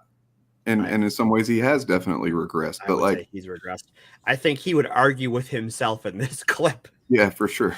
Well, if I can add my own sort of addendum, which I think was going towards George Carlin's point, is that if they're looting and they're stealing TVs or stereos rather than food, you might say, "Oh, well, that's terrible. What do they need? They're evil." But what are they going to do with their TV or stereo? They're going to sell it and buy food. Are they are they buying it because they need a new TV and they don't want to work for one? Because that's the implication. The racist implication there, yeah, is that these people, I'm assuming this is after post Katrina. Yeah. And yeah, it sounded like it. This is when, in the wake of that, whenever the city was goddamn flooded, there were bodies floating around in the streets. You know what I mean? Like, there's real no power. Post-apocalyptic shit. Yeah, it was a real fucking horror show. And like the assumption that that's all that these guys care about and people care about, because, you know, it's like there's this racist thing of like, well, you know, they're stealing, you know, stereos because it's like, yeah, like to your point, Ryan, like, yeah, they're probably getting them so they can use. Who knows how long they're going to be in this situation? Who knows how long the fucking city's going to be flooded and the hospitals are closed? And you know what I mean? Like, yeah, you're going to want to get some resources, whatever form that comes in. You know what I mean? It's not about just, it's not like these people are grabbing the stereo and they're going to go home and kick their feet up and listen to some jams and shit. Like, there's no power. Right. Because we don't know what their motives are for stealing, like in that particular situation, for stealing like a stereo or a TV. But to assume that they're doing it because they're too lazy to work, because that's the only justification for saying it's bad that I can think of, is that they're doing it because they're too lazy to afford. But I mean, you're talking about the devastation of a hurricane where people lost everything, and not all of those people would have been insured. I mean, plenty of people wouldn't have been.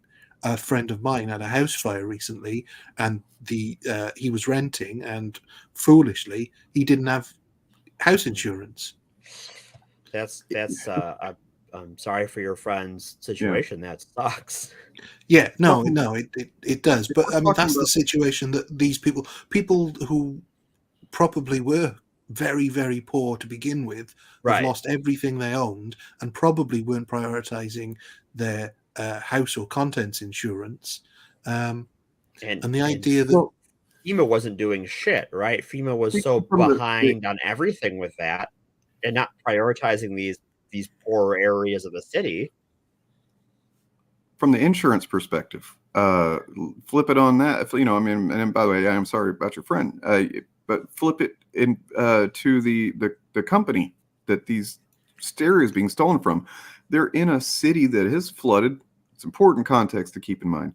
Basically, a lot of those stores, any stores that were, you know, are known that that's something they're known for, is selling stereos. They're going to have insurance on that shit. And considering the fucking store is probably flooded to a degree, and a lot of shit is just like, that's a total loss. That stereo being taken doesn't affect anybody in any way, shape, or form. And, you know, it's just another thing that got lost in the flood. Well, that's always what's astounded me about the sort of the closer connection that the US has with private property, sort of, or any sort of property rights, is that if it's any sort of company, even a mom and pop store, they will be insured. Mm-hmm. And so, all right, their premiums might go up slightly, but I don't think we are quibbling about the ethics of. We're just discussing why looting is really not a real thing to worry about. Yeah, I don't think we're. Could you explain what you mean by what we're quibbling? Lucifer, could you tell us what you mean by that? Like, I feel like we're just saying that the looting thing is overblown and that these people who were quote unquote looted were insured. Yeah, okay. If anybody's unclear on what our position is I think I can say this as a podcast. You know, who cares about looting? Who fucking cares? I don't care. If you know my content at all, you know, heard me talk about it. Everything that I care about in terms of the content I talk about and people I talk about and stuff, it all comes from, is there harm happening? Right. Does this contribute to harm? And looting, yeah, I mean, maybe somebody could point to some example, like if it's, I don't know, you know, medicine or something, but even still, it's like ultimately the harm is being caused by a failure in government, most likely, if they're in a situation where there's, I don't know, anyway. I would say the one thing I will agree with Lucifer on in a bit is we're sort of using the rights word on this. I don't think that there was any looting going on in a natural disaster. That's called scavenging Right. Oh yeah, that's a good point. Yeah. You're not looting anything. You need shit to 100%. survive, and you're 100%. gonna go and fucking get it. Let me tell you guys something real quick. When I was I guess teenager, 13, 14, lived for a few years with my mother. And things in that house were not great. We were fucking poor, man. And poor because of, addiction issues and other shit, her and my stepdad and stuff. It's not a good time in life for me. And so my stepdad finally got a job, right? He'd been fucking not even trying. He finally got a job working offshore. So like I don't remember how often we would take him and drop him off to go offshore. It was in South Louisiana. And it was a few hour drive, and then we'd drive back, and he'd be gone for a couple of weeks, and he'd come back, and that, so on and so forth. Well, this one time, I had school. My mom was going to take him and be back like the next morning. And I was like, cool. They got into an accident on the way down there. He ended up really fucked up physically in the hospital. My mom was, injured a little bit. She was mostly okay. But we didn't have a telephone, so they couldn't contact me. Right. We didn't have any food in the house. So like I'm sitting there for over a week without even knowing what was going on, wondering why my mom hadn't come back yet. In the meantime, I didn't have a fucking thing to eat. So I broke into the neighbor's house to steal canned food. Because I didn't want to get my parents in trouble by fucking going and telling anybody what was going on. So I knew that wasn't something, so like, yeah, I just don't want you to mistake me for being somebody that's going to fucking pearl clutch over doing what's necessary to survive, right? And if we're using the word looting, and if that's what's triggering you or whatever, then okay, use whatever word you want. But I mean, it's just generally we're conveying an idea of so everybody knows what we're talking about, essentially. Well, I think Whitney makes a point in her last comment about FEMA being dead broke, and most insurance companies didn't pay out because it couldn't be paid out. Lack of evidence, was destroyed by a hurricane. And I think that goes back to what George Carlin is saying, is that the people who are controlling the country are the insurance firms. They're not working for the people. Right. So if you and how you would prove something was destroyed by a hurricane or whatever, I don't know, to satisfy the insurance companies, because they're the ones lobbying to make sure that they don't have to follow the rules that they set out by themselves. I mean, everybody knows insurance companies don't pay out willingly. No, they do not. So I think that goes to exactly what George Carlin was saying about who's really in charge. It's not the voters. It's the rich. It's people with money. Yeah.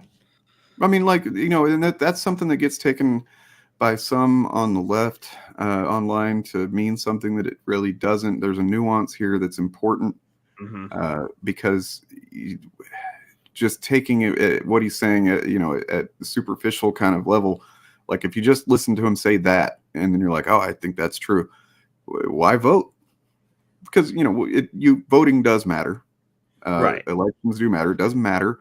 If it didn't matter, they wouldn't work so hard to fucking oppress it. Bingo. But there's, it's so like, for instance, Bernie Sanders, 2016, very popular candidate.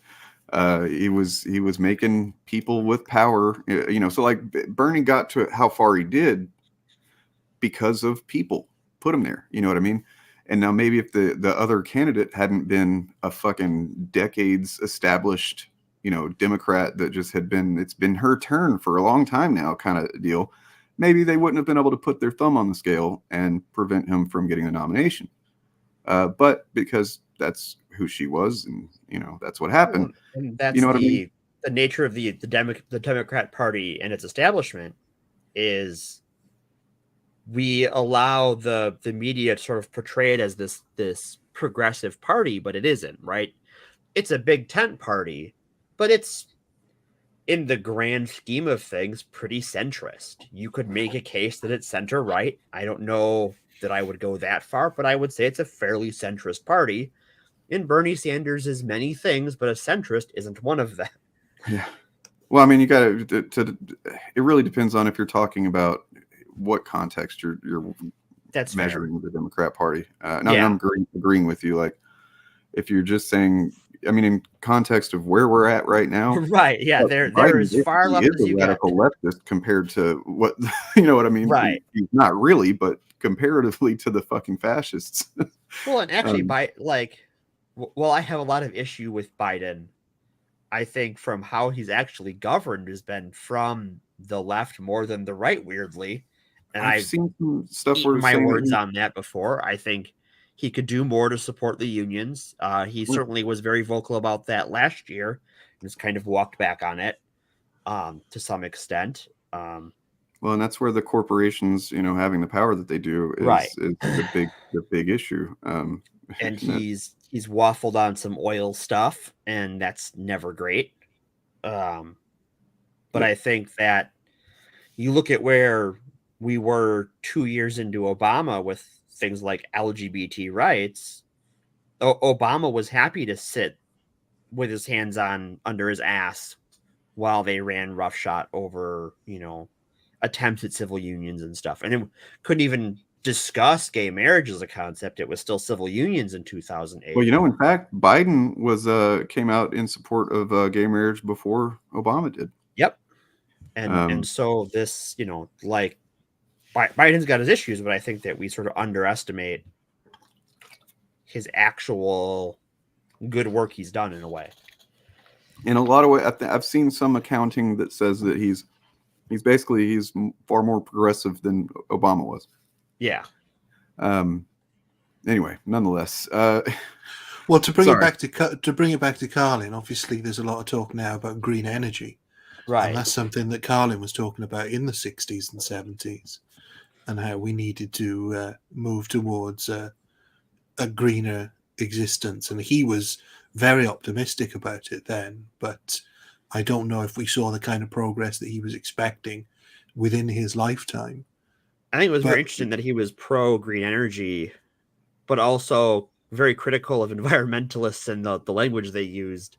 And that's the distinction, right? And this is the kind of the thing with like the boys, where conservatives think that because when I made a video talking about the MAGA people that finally realized that Homelander was making fun of Trump, and then I had people in my comments and they're like, oh well, they're making fun of the left too, and I was like, wait, because they would say, well, look at they made fun of the Brave Maves taco, and I was like, wait, you think they're making fun of like leftism? Is that what you think's happening there? Like, the boys is making fun of superficial, pandering, appealing to leftist ideals, cynically kind of thing, like for capitalist sake. Right. They're making fun of right-wing ideology entirely. You know what I mean? Like, yeah, it is a pretty firm takedown of the right and of corporate media and liberal media, but not of leftist ideas, just of how our media. The show is about people, people that are just happen to be close to power, and given power shouldn't have that power to wield without any kind of consequence. And I don't know if there's any more leftist take than that. You know what I mean? Anyway, point being, I don't remember what my point was, but we have gone in the weeds, all up in them. To get us focused, we need to find George Carlin's hidden cocaine stash. So I've got a 10-minute clip from, I guess this is like, some of it is from the American Dream doc, or maybe the whole thing is, but it's the part with Jon Stewart, essentially, or part of it, where he talks about him. So we could watch that. I also have this other 3-minute clip that seems to be used, now that I notice, from Midas Touch for some political purpose. So cool. And then, well, let's just do a few of these Carlin quotes that I've got here. Are these real Carlin quotes or those fake internet? These are real.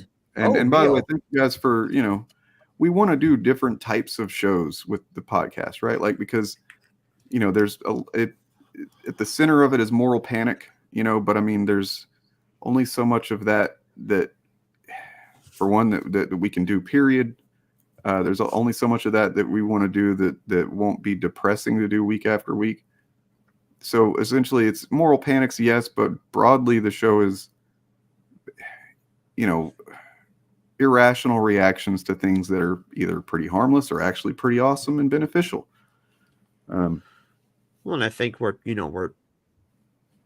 there is a moral panic sort of at the main flashpoint of his story, as far as true, yeah, at least Wisconsin is concerned. But well, I mean, it gets us talking about the larger conversation, right? Yeah. Of like language and why are certain things deemed to be unacceptable, and then also how those things change over time. And it's like, when you think about how much people used to get in trouble for saying certain words or whatever, compared to now, you can just pretty much say them whenever. Like, I don't know. If nothing else, it's interesting to examine the march of time and cultural change.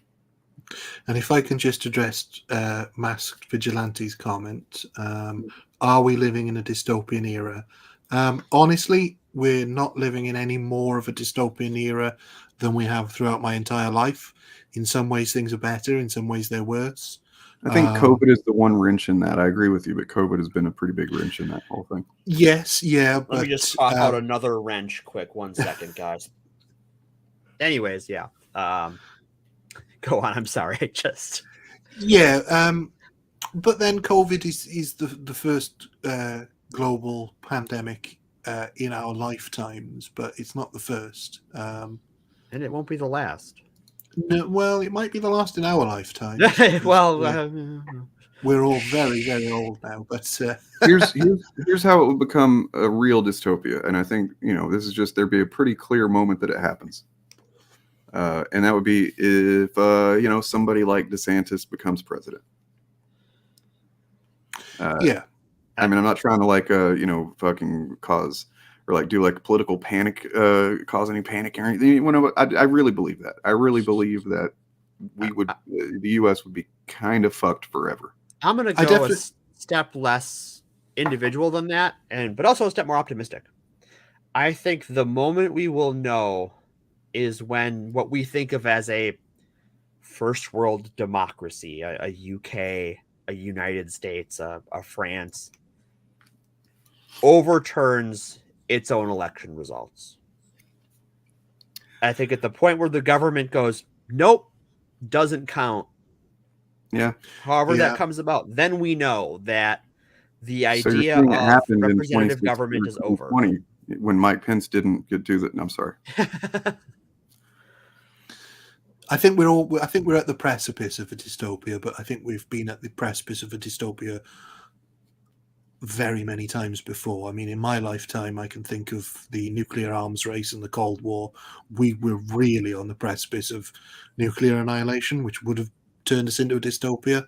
And that's the point, is that as long as you stay on that precipice, but it's looking out for those warning signs that are going to tip you over. And I think you're right. I think things like, I mean, DeSantis getting elected, it wouldn't necessarily be, the next day wouldn't be dystopia. No, but I think it'd be a clear, and when we look back at it at history, if there is a history that is accurate at all after that point, which is kind of the point, you know, then that would be a clear mark of like, okay, yeah.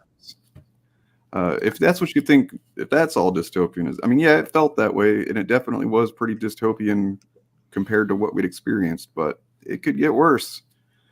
Because ultimately, he didn't really do anything, good or bad. The thing he did do that was bad, that I think most people kind of sleep on, is not only getting 3 Supreme Court picks, but because Mitch McConnell held the Senate and prevented Obama from appointing judges, they packed the courts full of people my age and younger, in their 30s, of these activist judges that were raised on right-wing propaganda.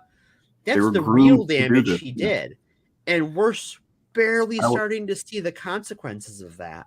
That's on like a systemic level. I agree with you. I'd say there is more that he's done culturally, socially, just the political discourse that it is broken, man. It is broken, and I honestly don't know if there's a way that it can ever be repaired. I mean, it think would he take. was a symptom of that. I don't think he was I the agree, but I cause. mean, yes, because I'd been seeing, before I even understood what MAGA was or anything like that. Every once in a while I'd end up in some comment section or whatever, and I would see Republicans talking the way that they ended up talking, or they talk openly now all the time, but they used to not talk that way openly all the time. And I would see, and I would be like, wow, that's a fucking weird perspective. You know what I mean? And like, so, I mean, I know it existed, but basically him being elected and being in power for 4 years essentially cemented into, our open discourse that this is a way that you can be now openly. You know what I mean? Like, Right. this is I think he was the last piece of the dam to break, right? Like before you had the sort of Fox News, Rush Limbaugh sphere of alternate reality. But before that watershed moment, people still generally lived in the same world as people who disagree with them. Was Trump not rounding up citizens in concentration camps? Because he literally was, Roboters. I mean, I understand you're trying to make a point, but like, really think through what you're saying. He was putting people in concentration camps. We're still doing that today. I don't know that killing on genocidal levels is a weird conversation when you're talking about the United States and its military. And Yeah. I don't think that we're prepared to have that conversation today. Well, and considering there is a push toward genocide now, and like it's still from the same people and people who are pro-Trump still, and like, yeah, I mean, you just, yeah. Well, for me, what Trump did is that he pushed the line further of what was acceptable, further than anyone has ever done, in a huge leap. And then with Biden's election, it's retreated, but it's crawling back to where it was now. And so that's why I think the next election is the most important, because does it crawl a little further back, or does it get pushed further the other way, if you see what I mean? Hold on, Roboters. Why are you distinguishing, man? Like, what the fuck does it matter if they're American citizens or not? Concentration camp's a concentration camp. Right. We don't just not call it a dystopia because they don't have the right fucking paperwork. Well, and I think we also need to have the conversation now about America has done concentration camps for a while. We still have them. We have some that are over a century old at this point, in the form of reservations for Native Americans are kind of effectively concentration camps in a lot of ways. Prisons can kind of, more or less be seen as like a combination of slavery and concentration camp kind of thing. It is hard to wrap your head around the level of fuckery Americans have done to people within their borders, whether they were there before or whether they have tried to come here. But did they have the right paperwork, Morgan? No. Say again? Did they have the right paperwork, though? That's what really matters. No, that paperwork is like a paint swatch that has like the color matchup, though. Yeah.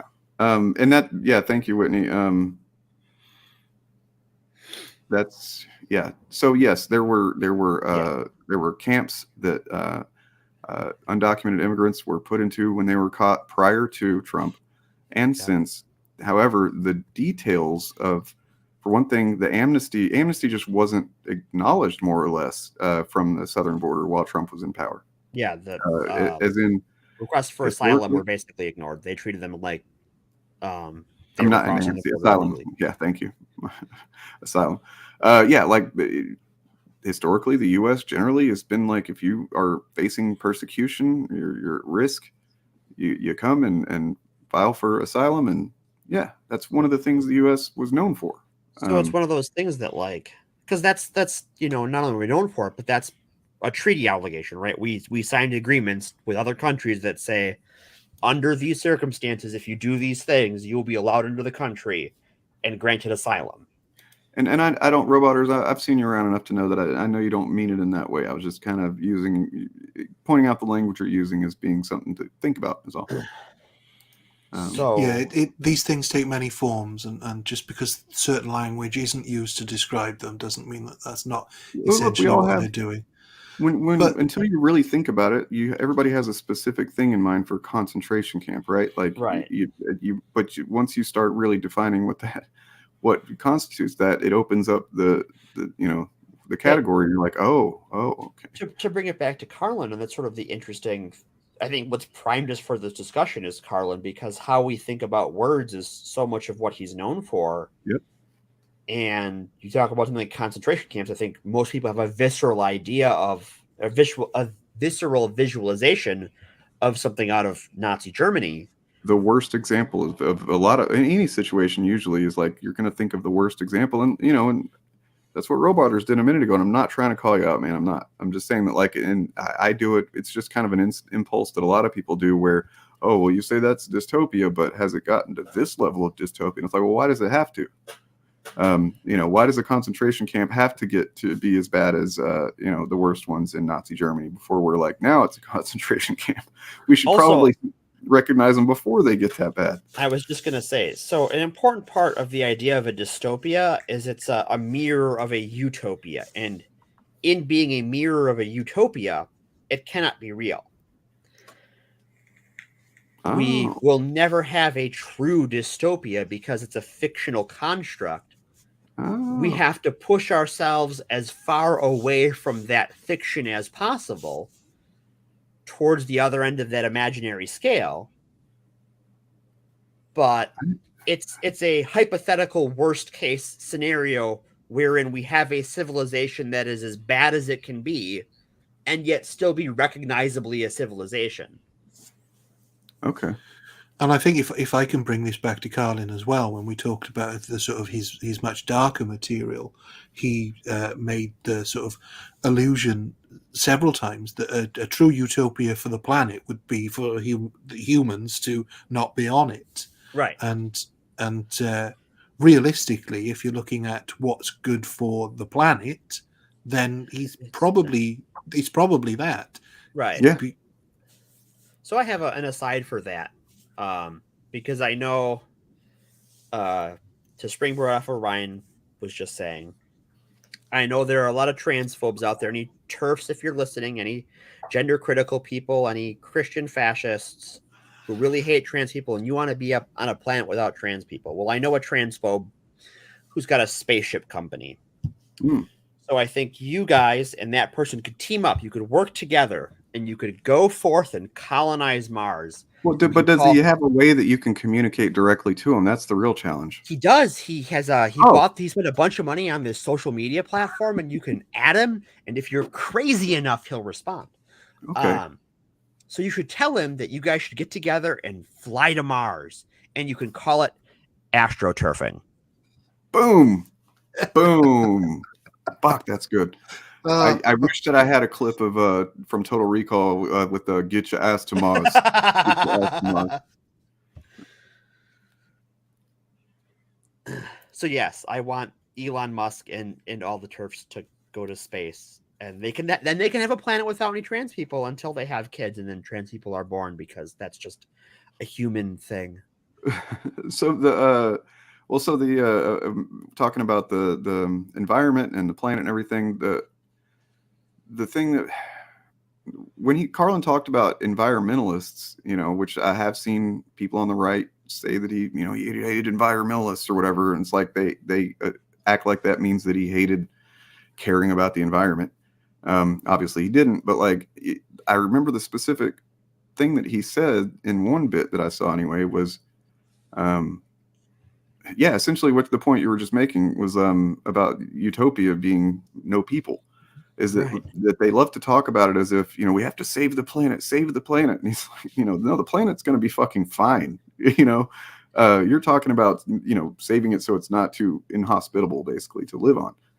And I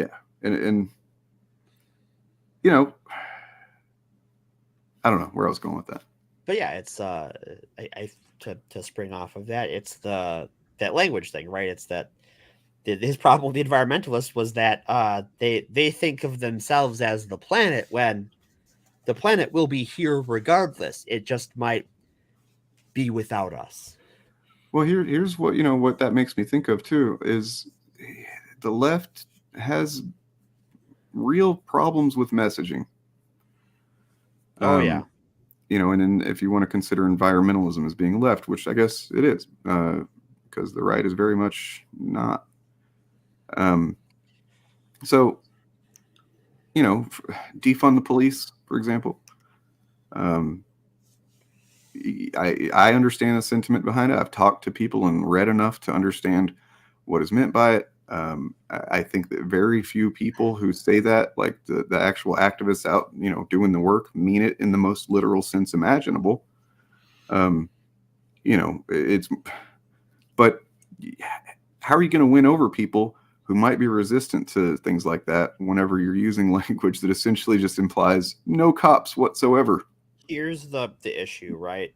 Is that the deck is stacked because I don't think that you could find an American mainstream politician in the Democratic Party who was vocally saying the words defund the police. No, they talked about reform, about training, about all the other things, but all it takes is one person on the internet to say defund the police and for that to get some traction. It doesn't matter who says it or how much power they have. The unified media ecosystem will make that the left's message because it's advantageous to the right. I will say though, I mean, being as I came into you doing YouTube and got in online political discourse right around into basically the beginning of 2020, right before George Floyd and everything that year, and it's like there are a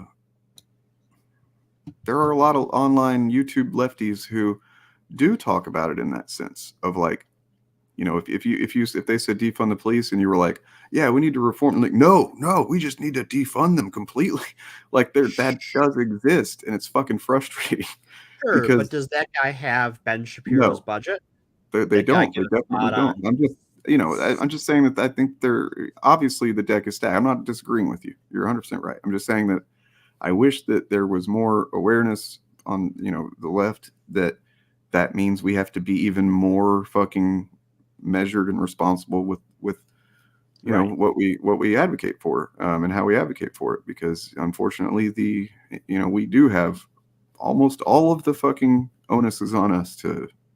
Well, yeah, when you're the good guy, you can't cheat, right?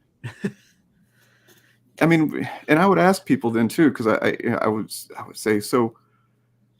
And some lefties got mad at me on Twitter about it because I was like, so what do you tell somebody who's just like a liberal centrist, and you're like, defund the police? No, well, what about rapists and killers and stuff like what do you tell them? And I asked that question not in a snarky way, not in a, and people thought just started talking shit to me because I didn't, I don't know, because I asked for details basically. Well, interestingly, Carlin spoke on this because police brutality has been around for a long time, and not a new problem. And it's targeted minorities for a long time. And his solution was basically to defund the police in a different way, and the language he uses is very specific about this because his point was that sending police off on sensitivity training, if they let's update it, if they don't know not to stand on the neck of a man when he's on the ground, maybe they shouldn't have been a cop in place. Yeah, but they shouldn't have been a cop in the first place, and that his requirements for the police should be that they have to have intelligence and decency. Yeah. But they recruit for the opposite. But but also the kind of person that most of the kind of people that are going to want to be a cop anyway are not going to be someone intelligent and decent. And that's kind of the inherent problem with the policing model as it exists. And nonetheless, I appreciate you guys both constantly bringing it back to Carlin. Well, I wouldn't if he didn't have something to say on certain issues, and police brutality is definitely one that he raged against constantly in more than one of his specials because it never went away. Do you know what? Here's how I would explain. But just before we get off this topic, I would explain defund the police is actually generally I do agree with it in the sense that we need to stop funding them the way that they've been funded since 9/11. Where this anti-terrorism mentality has been, fed into policing, and then there's, so much budget is dedicated to buying fucking, weapons of war, and there are like small towns with a tank that they own a tank and shit. Like, what the fuck? Oh yeah, the town of Waukesha, I forget if the city or town of Waukesha, and if Waukesha finds out, I don't know the difference. They will send it after me. They bought a surplus armored personnel carrier for their police department. It's like, you're fucking Waukesha. What the hell do you need that for? Because the fact is, the police will take anything you give them if it means they are more powerful. And whether it's you give them more funding to wage a war on drugs, or you get, what I mean, like whether it's terrorism now. Oh well, okay, we didn't win the war on drugs, but now we're going to do terrorism. Like, well, from an outsider's perspective as well, I really don't understand why you've got so many different types of police in the States.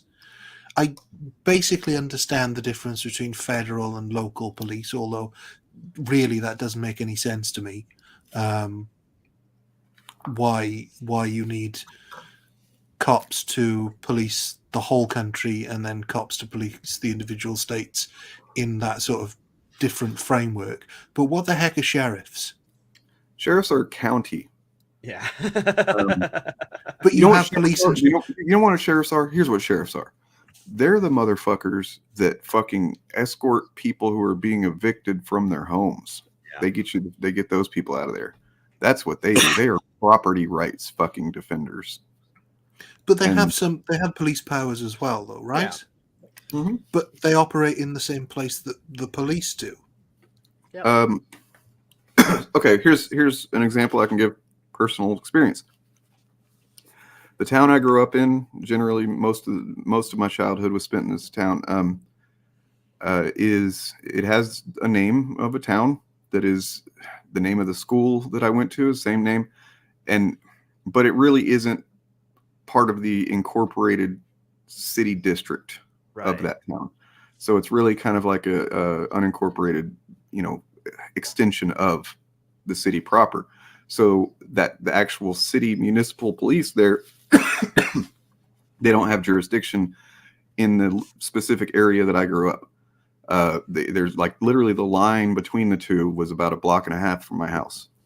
So, but that city's cops can't come to my house and do anything. They don't have any jurisdiction there. So the county would deal with that type of thing. Yeah. So generally how it works is that because the United States isn't a single country in a weird way, it's made of all of these overlapping jurisdictions. So like for every set of laws, you then have a law enforcement agency responsible for that. So federal law enforcement, the FBI and the like, handles federal laws. And then states will have a state police force or a state patrol that handles state laws. And then you get down to the county level, and then that's the sheriff's department typically. And then you'll have your city or municipal police handle the local town ordinances and what have you.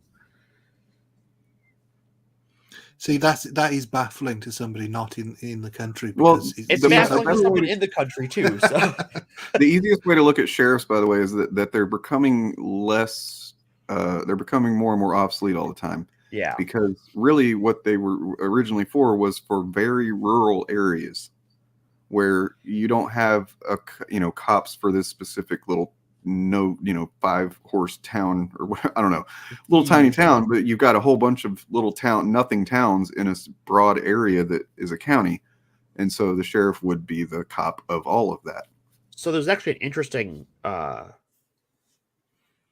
don't know how to put it. There's a different thing happening in some of the counties in Wisconsin wherein towns will abolish their police departments and then give that money to the sheriff's departments to handle their policing in that town. So if you're looking for, police abolition, the town of Sussex is one that comes to mind that got rid of their police force a few years ago. And now it's just the Waukesha County Sheriff handles that. That department is now the police in the town of Sussex. It really does kind of make sense that you wouldn't get it, because it does have a lot to do with just fucking square acreage, square mileage. You know what I mean? You don't want to have, you don't want to have, like, you don't want the same cop that, I don't know, that polices your local red light, people running the red light. He's not going to drive across the state to go deal with some other thing, right? It's like jurisdictions in that sense do make some sense to me. Oh yeah, all of that sort of covering the land makes sense. It's the fractionality that I don't understand. Because obviously we have had sheriffs here at one time. Everybody's heard of the Sheriff of Nottingham, but we got rid of them all and replaced them. I'll cut your heart out with a spoon. Sorry. Why a spoon? Because it'll hurt more. There you go. But so yeah, we had that, but then we got rid of them and we just replaced them with the police. And I'll be the first to admit our police are far from perfect. But again, it's the same problems that your At least they aren't shooting people. No, that is true.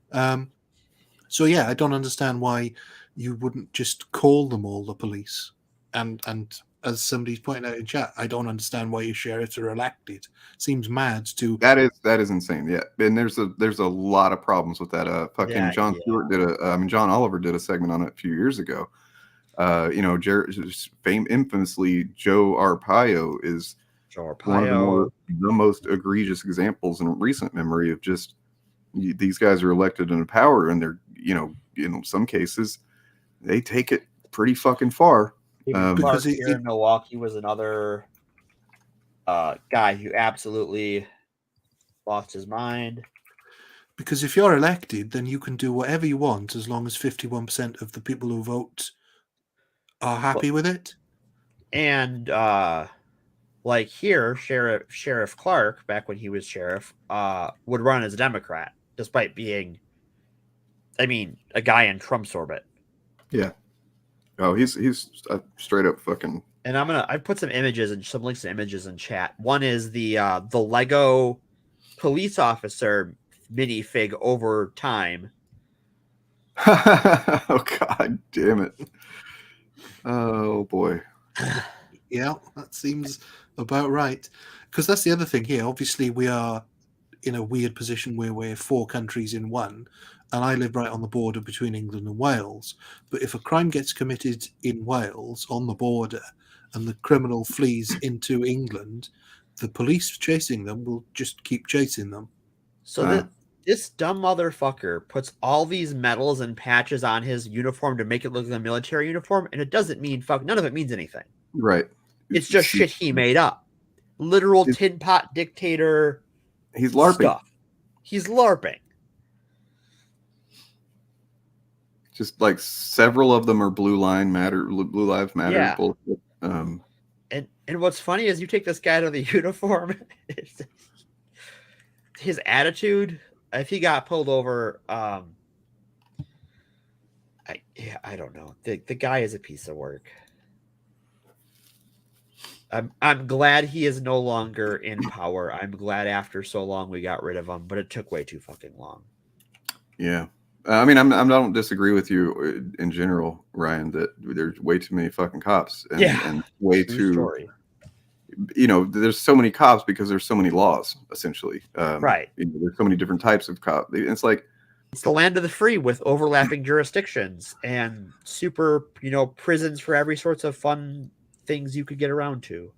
Is it just because you all like uniforms so much? Because I know, like, state troopers, they've got those big hats. Don't put us in that we group, man. That's not cool. It's not okay. Not okay.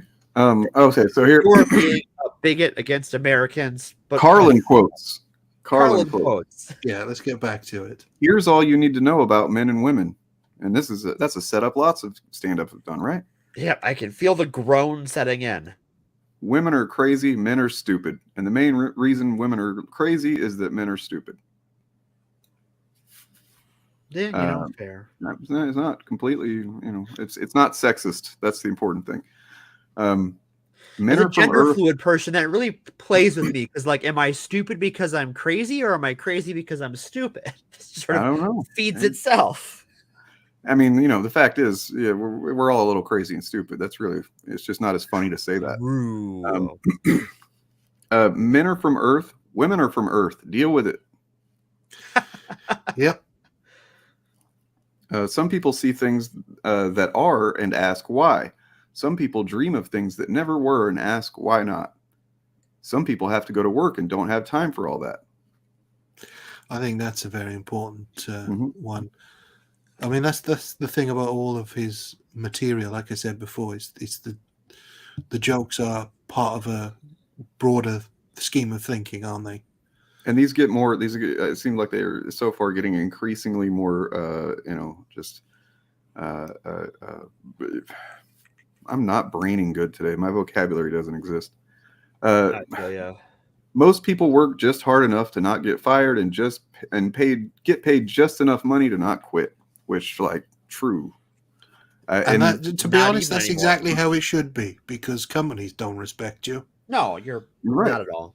But I mean, the problem is, and this is a problem for everyone really, but it's because of the company, the corporations, they're asking more and not paying more. Right. Generally, that's happening across the board. Like, I know that, restaurants I've worked at and stuff like that, the degree to which they, you do a good job, they're going to expect you to do more. And it almost like does just incentivize you to not do a good job, or at least do just enough to scrape by, because they're not going to pay you more when they're asking you to do more. Generally, a lot of places. House is just a place to keep your stuff while you go out and get more stuff. And that's from his infamous, stuff and your shit and my stuff. That's a great bit. It is.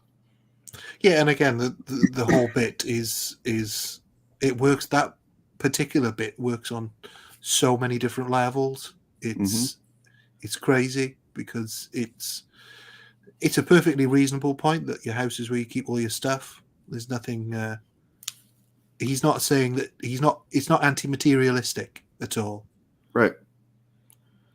Yeah, and I mean, I personally like the angle of, like, when it's someone else, it's their shit. Get your shit out of here or whatever. But it's when it's hey, that's my stuff.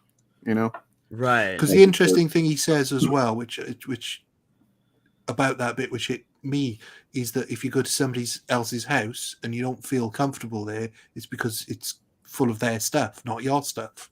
Yep. Yeah.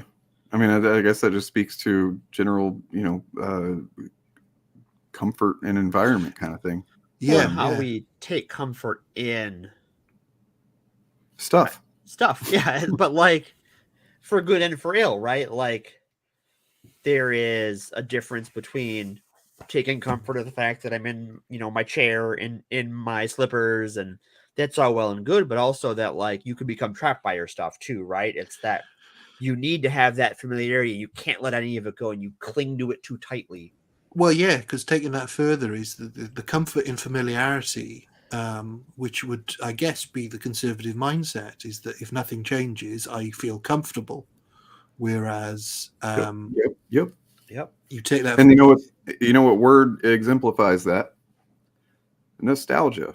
We and the more and that I've read some stuff about how this in the last decade or so, this increasing, cultural nostalgia bent that culture is on might not be a good sign, because, like, we're finding less that we're comfortable with in the now, and we're looking backward, and we're all doing it to a degree. But at the same time, conservatives generally, they're looking back to shit that never happened.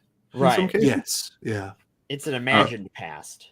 And I think that, I mean, I can get on a whole soapbox on nostalgia. So if you guys don't want me to, I will put that in the box.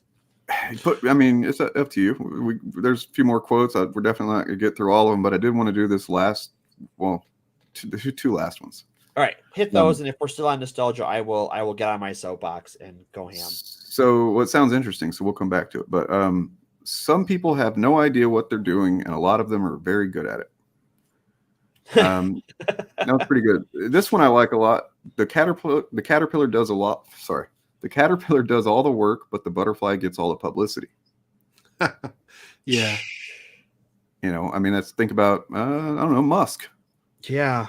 I mean, that's basically that succinct sentence. That's a complete disassembling of capitalism.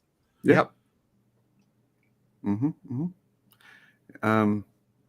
But yeah, because of capitalism being so crappy and you know, we have less and less new things to find comfort in, we look to nostalgia, and there's a segue. Thank you. So yeah, this nostalgia, I don't know if it's just my unique sort of life situation where I don't really have, there are things I'm like vaguely nostalgic about, but they don't really go back into some childhood because I don't really remember much of my childhood. So everything sort of starts in my late teens. But nostalgia really is this like cultural mind killer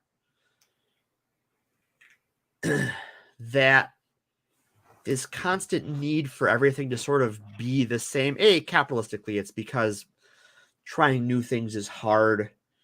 And you can see when they try new things, it doesn't always make as much money or go for so many seasons, what have you. But also, it's never what you remember. And I think part of what instilled that into me is actually George Carlin. Brought it to George Carlin. And sort of something I touched on earlier, which is that because he has the sort of mythology here in Wisconsin, and everyone who wants to be funny and edgy in their teens wants to be George Carlin and sort of quotes his jokes and stuff. All the nostalgia around him poisoned his material for me for a long time. There was no way to enjoy it because you had heard it delivered badly and misquoted and abused and forgotten and half remembered and repeated so many times that it's just this like all you know of it is the nostalgia other people have for it, but it has no meaning on its own without going back and actually watching the thing, and you can't ever recapture that. And you've watched, or I've watched, people try for their entire lifetime to be as funny as this guy was in that one moment in that one HBO special they saw when they were 13. And it just drove their whole identity.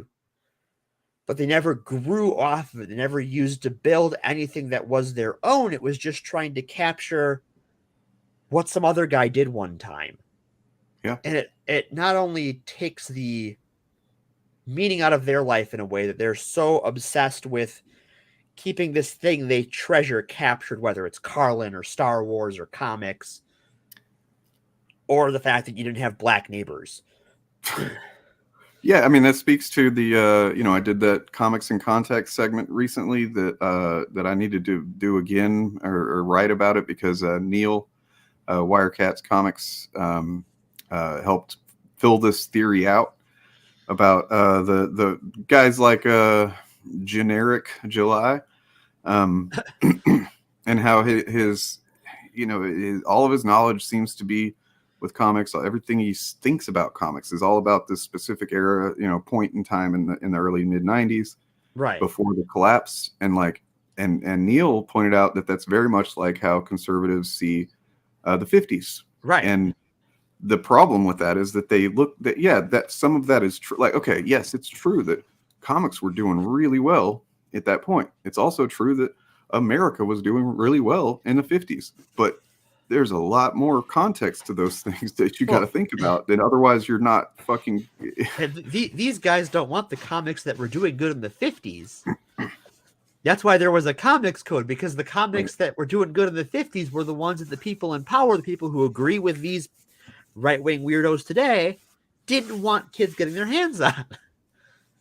Yep. I mean, so the point is that, like, you know, it's one thing to have a fondness for the past, but like you can't just take one little bit of it, like just the bright spot and fixate on that and not think about how, you know, yeah, comics had a huge boom, but what came right after that, directly because of the people that were, speculating on how much comics were going to be worth? The fucking industry nearly ended. It Right. just nearly ended, period. Like, we're lucky it didn't. Right. And to build off of that, those moments of nostalgia, things that created the comic boom, taint the memory of the art. The Death of Superman is my go-to example for this. The actual book of Death of Superman, where he fights Doomsday to the death, is really an interesting work of art to read.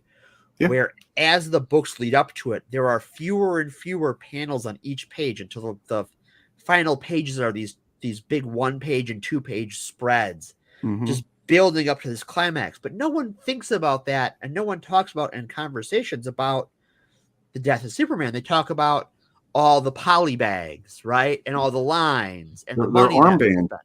the armband, not the work of art. You lose the art and the nostalgia because you're just fixated on how it made you feel and not the creation, not why it made you feel that way. Yep. I mean, it's also just to kind of, sorry, real quick, to kind of put a button on it, I suppose, or I don't want to put a button on it because I don't know what Ryan's saying, but like, in both of those cases, what's the thing that they want to return to? I mean, obviously the racism, because that's just a product, but like the lack of inclusivity, to say the least, when it comes to comics. They're thinking about the economic success of that time period. They're, especially when it comes to comics, you're talking about an art form, a medium that is, yeah, it's a consumer product, but it is also an art form. And you're removing all context from, like you're just saying, about the artistry of it. You're not, and in other cases, the same era is generally known to have some of the shittiest comic books. Yeah. There's some really bad comics that came out that were, just because they were sold a bunch of copies because, I guess, Liefeld had good, publicity or whatever. You're ignoring that, and you're just like, this made a lot of money. Comics were doing really well. And it's like you're gauging that on one specific thing, and it was not a healthy moment. I mean, it wasn't healthy, wasn't sustainable, and the comics industry generally, I think, understands that now. They didn't then, because they fed right into it. Like, oh, people want these comics with these crazy covers. Yeah, let's fucking crank them out. Anyway, what are you gonna say, Ryan? I was just to further your point about the conservative ideals of the 1950s as well. The one thing they never mention is that the tax rate for high earners was 90% then. Nope. So yes. if they want to return to that 1950s, where anyone earning basically the equivalent of $3 million today and upwards have a tax rate of 90%, I'm all for that type of nostalgia. But to go on from that point, sort of, and just briefly, as is with my historian hat on, nostalgia originally meant a homesickness, and there's a Welsh word which is the equivalent to that, and it's hiraeth, and hiraeth is that deep connection to one's home. It's why Welsh people generally don't travel particularly well. We don't emigrate that often. People do, but generally speaking, we stay very close to where we were born, and that's been encompassed by that word. That's interesting, because I mean, it kind of informs the idea that, like, and I'd read that, I knew it at some point, but I recently read that book Fantasyland, and that was one of the things that he talked about was that nostalgia originally meant a longing for home. But I mean, why do we long for home? Because it's comfortable. It's full of our stuff. You know what I mean? So just our stuff is. Well, yeah, exactly, and it then it's one of those words which we've explored elsewhere, like woke, and various other words like Mary Sue, which homesickness, that was the origin, and then later on it referred to soldiers going off to fight in a war and longing to be returned home, and now it just means thinking stuff in the past when you were a kid was good, basically, or in an imagined past. And well, it's like you're sorry. No, you could go on. Well, I mean, I think maybe I had my headphones off for a few minutes ago. I think maybe Morgan said this, but you're essentially, look, everything that a person does, a human being does, is trying to create a specific, combo or specific, chemicals in the brain, right? Like when you watch a YouTube video or whatever, like we're all trying to get the dopamine reward or in whatever context you're talking about. And so whenever you think about these memories of like, oh, that was really cool. I love when I was a kid and this thing was this way or whatever.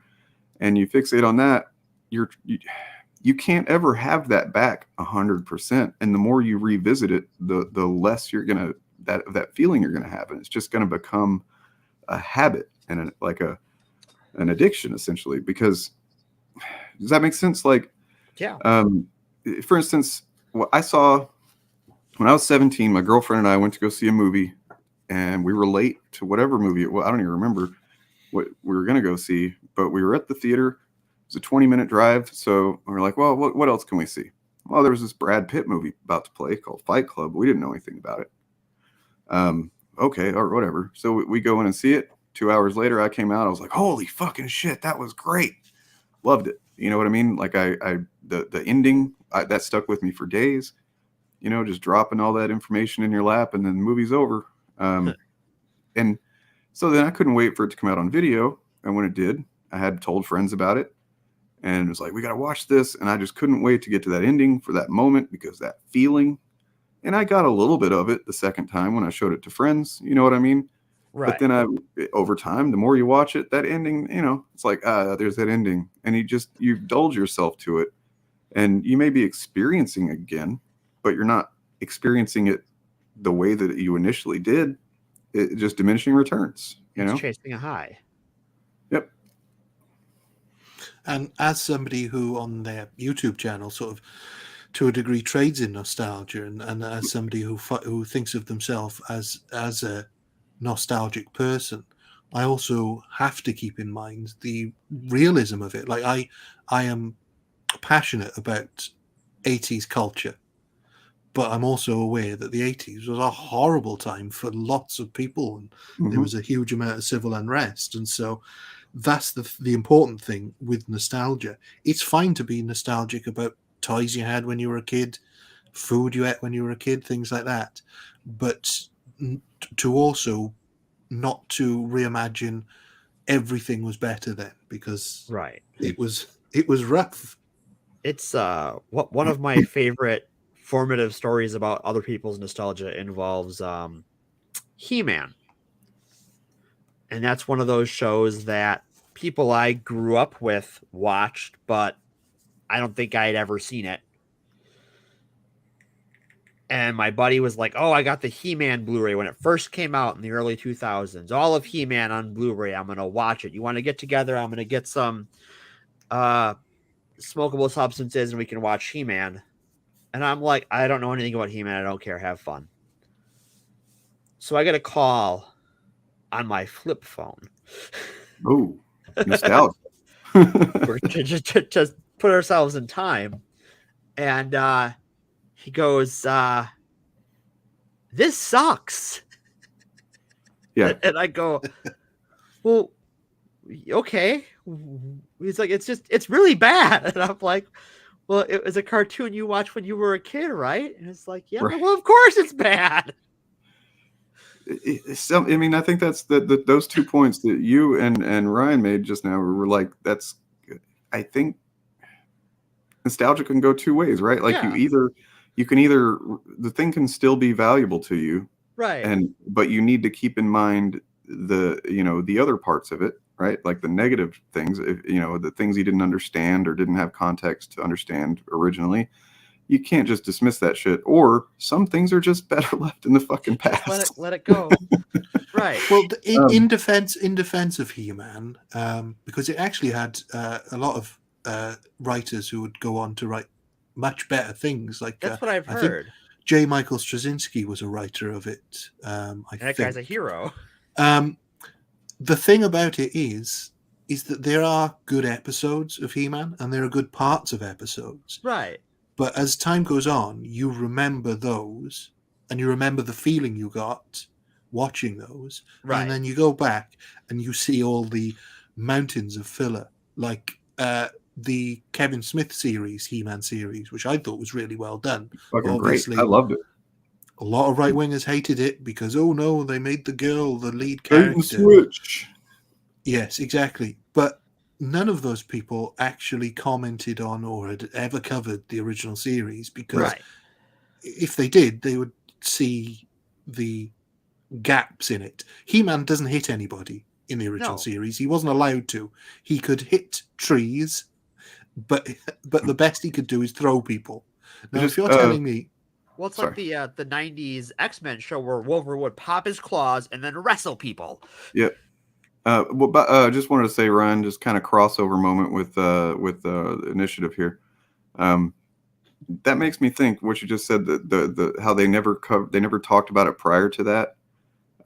That's one of those things that I feel like there should be a list that we create over time of just observations like that to really highlight how these people are with this stuff. You know what I mean? So like that, and the fact that they, I don't know, I'd have to think about them, but I have some written down somewhere, just the ways that you can tell they're disingenuous if you really, especially if you add them all up, you know what I mean? Anyway, just making note of that for the record. Well, and to bring it back to Carlin, all the people who invoke Carlin who have never once talked about Carlin except in the context of how can we canonize him into our sainthood of shitty people.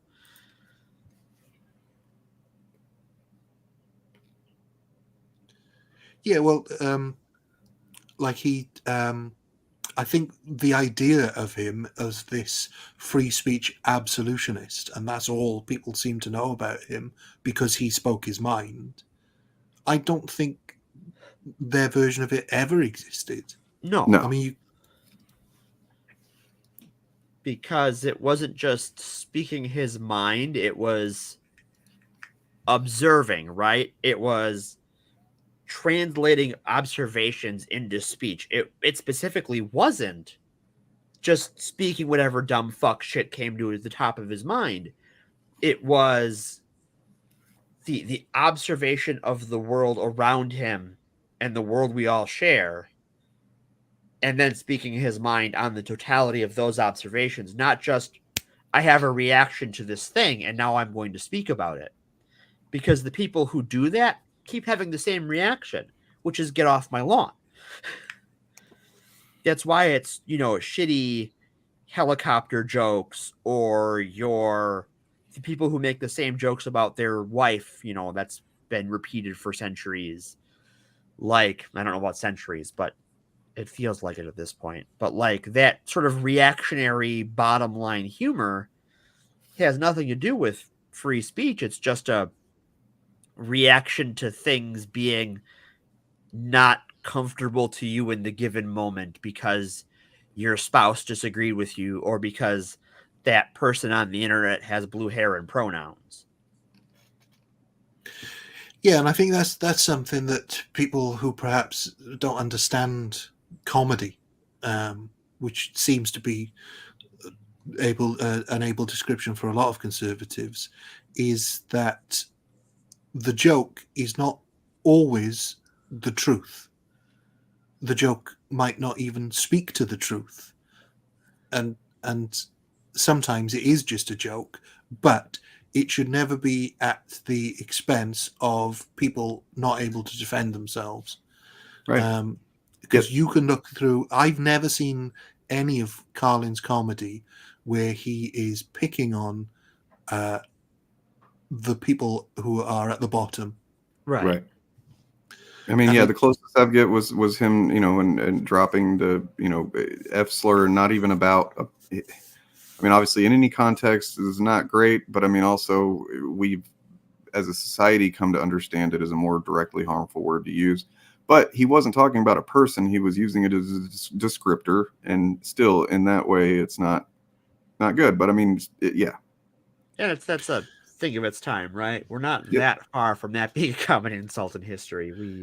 I mean, because I used to say it in the same, what our muse, the podcast muse, Ethan Van Sciver said it used to be true technically. Like I don't think I ever called anybody that, thinking of them as like you're gay and therefore bad. Like I don't even know if I ever meant it in terms of someone being gay. It was definitely in my mind about challenging someone's masculinity or whatever, and like still that's its own problem.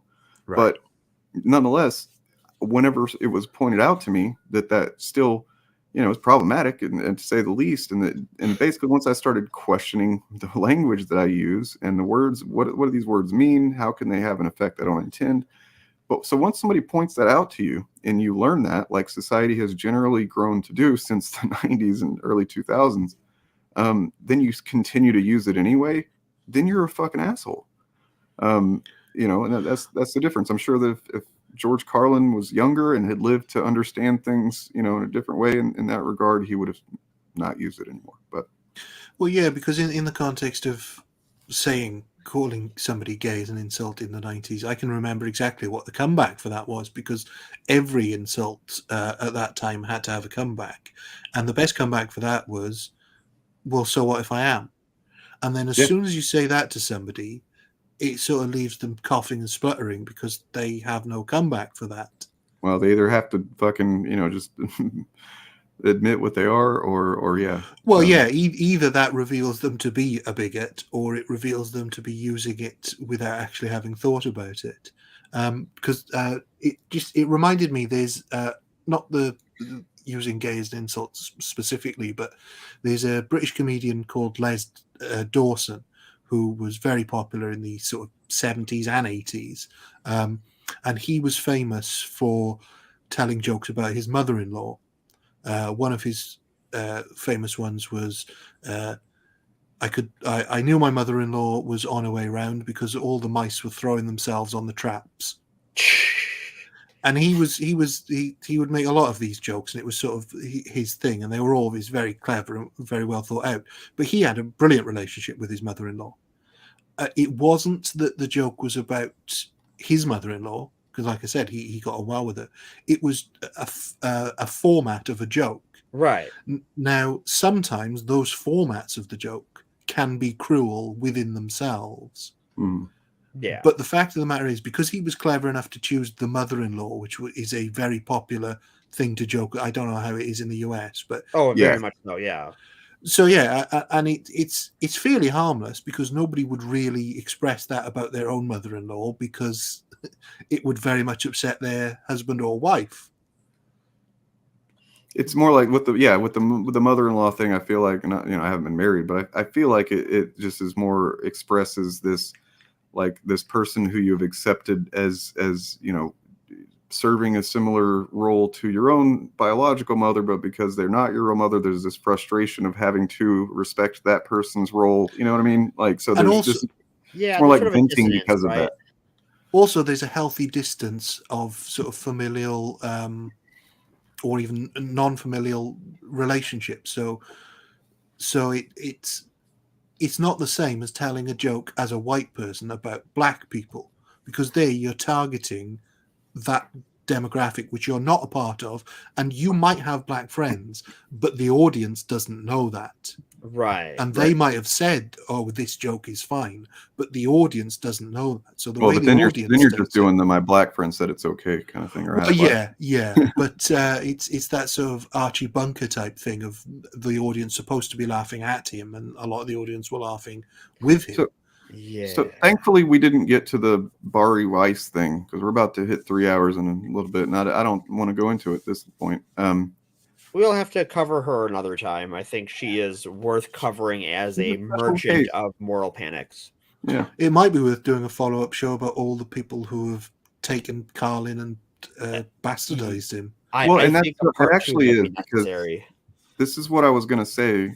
Two things that I had in mind that I was going to bring up before we close it out was about the quotes and the misappropriation, because there's this whole academic paper, by the way, that I found right before we went live. That I'm going to be reading it, but So I'm looking at more of these quotes, and it kind of hits me that just as an unrelated example, I'm a fan of the band Tool. You know, make whatever jokes you feel are necessary to make there. Boo! All right, I'm done. Not embarrassed, not ashamed. You know, it says more about people being willing to just adopt some kind of mocking tone towards something they don't know anything about. About Tool. I just wanted to boo you because You know, like I to. was wearing a Tool shirt on a stream one time, and I guess it was something where one of those chuds, Comicsgate chuds, shared a screenshot and was like, "Oh, look, his shirt says Tool. Huh, that's all." And it's like, come on, man, you're not a Tool fan, and if you don't expect that to happen, people are gonna make that fucking easy fucking reference and like whatever. The name of the band is that partly to play to that joke. You know what I mean? Like it's a I don't know. Nonetheless, Maynard James Keenan, the singer of Tool, he's throughout his career had, you know, he said a lot of he's a smart guy. He's had a lot of, you know, he said a lot of wise things. You know, for instance, just the general idea of think for yourself, right? Like he's clearly not the first one to say it. I think it was Timothy Leary who was popularly said that. Think for yourself, question authority, right? And that's the kind of thing that, depending on what you already believe, you can take that to mean whatever you want it to mean. And so it's generally can be a very positive statement, an idea, but then it can also be very destructive.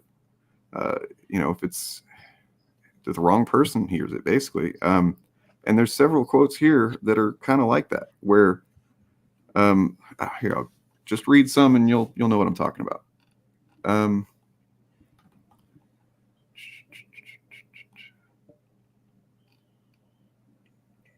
We are a nation of sheep, and someone else owns the grass. You know, like, I'm sure all three of us and probably most people watching would agree on more or less who that's referencing.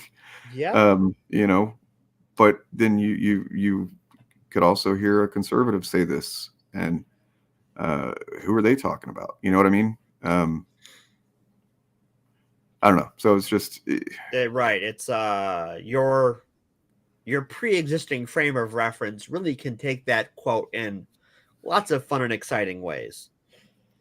Let's see. Yeah, there's several of them here. So I mean, it's a whole other episode, honestly, and more just like a curious thing that popped in mind a minute ago. But here's an interesting one. Oh, go ahead. Just really interesting one here. In America, anyone can become president. That's the problem. I don't know that I would have agreed with that before we had a criminally insane game show host for a president, and now I see what you mean. He might have been saying that about W. I'm not sure when he said probably that. Really hated. God, when nepotism was the worst of our problems, right? Like, damn. Well, I mean, Trump had his own nepotism problems too, right? Like he broke a bunch of laws, having his kids and his son-in-law work in his administration.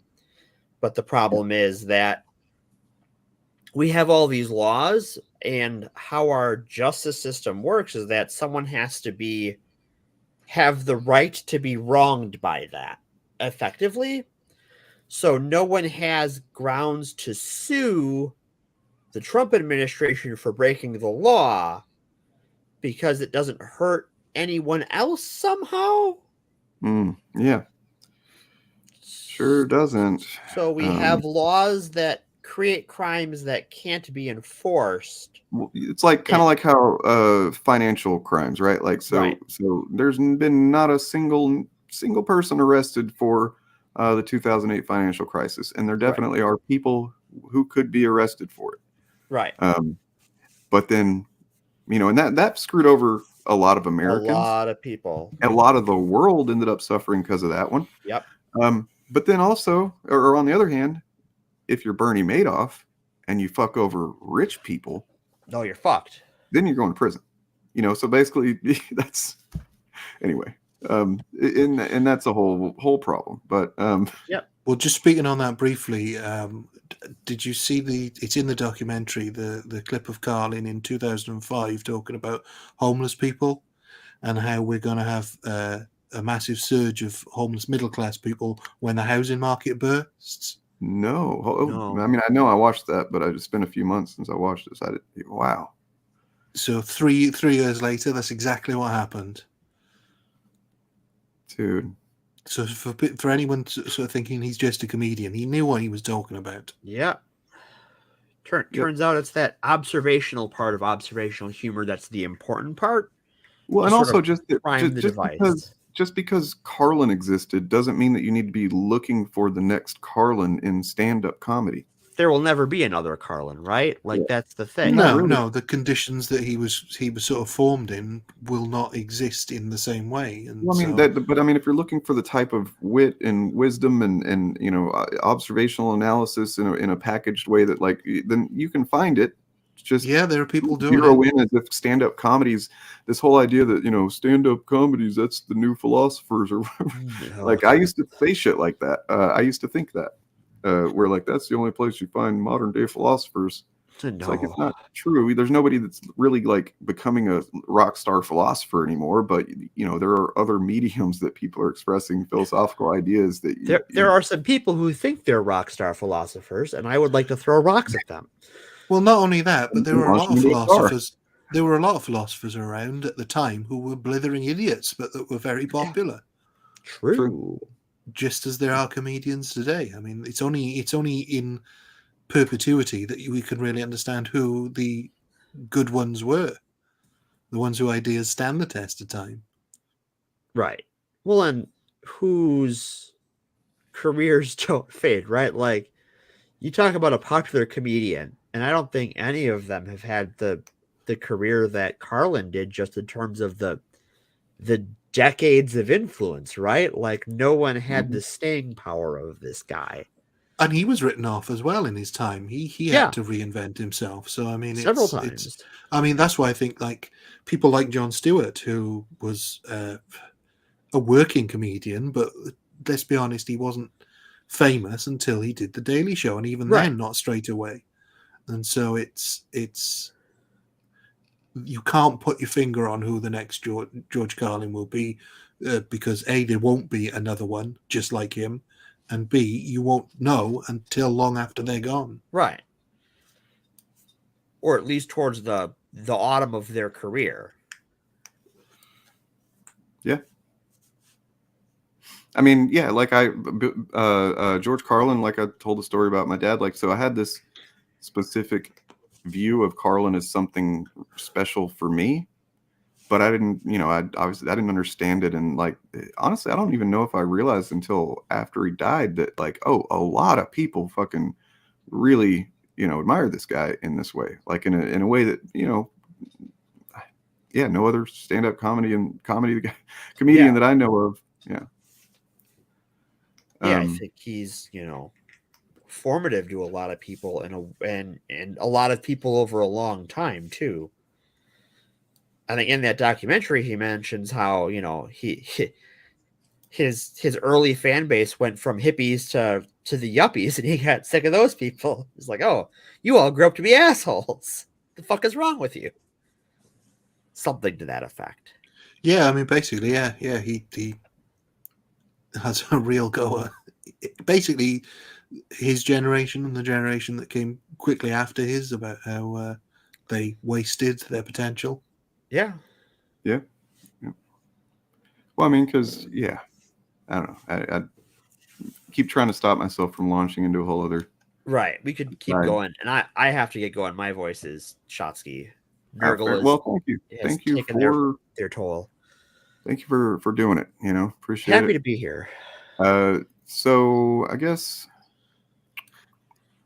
that's 10 minutes. We shouldn't watch that on the way out, but I'm also worried about what Midas Touch is doing with that one, but Midas Touch generally is fine. I didn't want to turn around and use Carlin for political purposes. But anyway, I have one thing before I go. For anyone who's hearing this before next Tuesday and lives in the great evil of Wisconsin. Go out and vote. Do it. Yeah. Go and do vote. that. Take your friends, take your family. Unless they're going to vote for the crazy guy, then tell them it's the week after or something. I don't know. Yeah, maybe their tires get slashed or something. I don't know. In Minecraft. No, in real life. Anyway, it won't do any good in Minecraft, Morgan. And if I can just say for my closing words, I think the closest equivalent in the UK that we ever had of a similar sort of comedian was a comedian called Dave Allen, who was an Irish comedian who spoke on his own Catholic upbringing, but also similar sort of things. But so he's worth looking out for as well. You can look up his clips on YouTube and check them out. If you're a fan of Carlin and you're looking for something. Well, and also while you're on similar. YouTube, check out Nothing But Media. Yes, please do. Thank you. Yeah, good reviews of things. If you're going to be nostalgic, like we were talking about, do it responsibly. He's my favorite nostalgic person on the internet. Wow, that is high praise because there's a lot of them out there. That's basically what the internet is. It's also a very low bar. And then Morgan, hope you feel better. Thank you. And next week, what did we decide for next week? Are we on to Red Scare? I think we are, yeah, because it's going to be on to HUAC? Yeah, do you want to start with HUAC? And yeah, we'll do HUAC. So I don't know if it was Whitney, I think maybe earlier we're getting into Red Scare territory. Basically, April is almost entirely 1950s fever of various kinds. So we're going to do Comics Code, Red Scare. What else did we decide? We got Jackie Robinson. Jackie Robinson, yeah. A lot of, so this era that conservatives are so fond of, let's explore it. Let's see what do they want to get back to. Yeah. And I'll leave you with a word from comedian Dane Cook. No. No. Now we're going to get canceled. I would just blow it. I saw he's got a new stand-up, by the way, and I'm like, God damn it, why are you coming back, man? Like, most of my life, it was like I would say, my name's Dane, and people go, Dan, huh? And that was annoying. And then Dane Cook got famous, and suddenly everybody was like Dane Cook?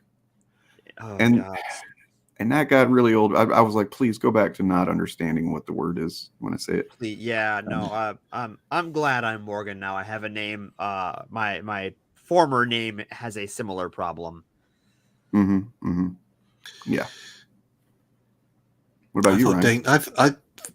My biggest problem growing up, because it wasn't a very popular name, everyone thought I was saying Brian.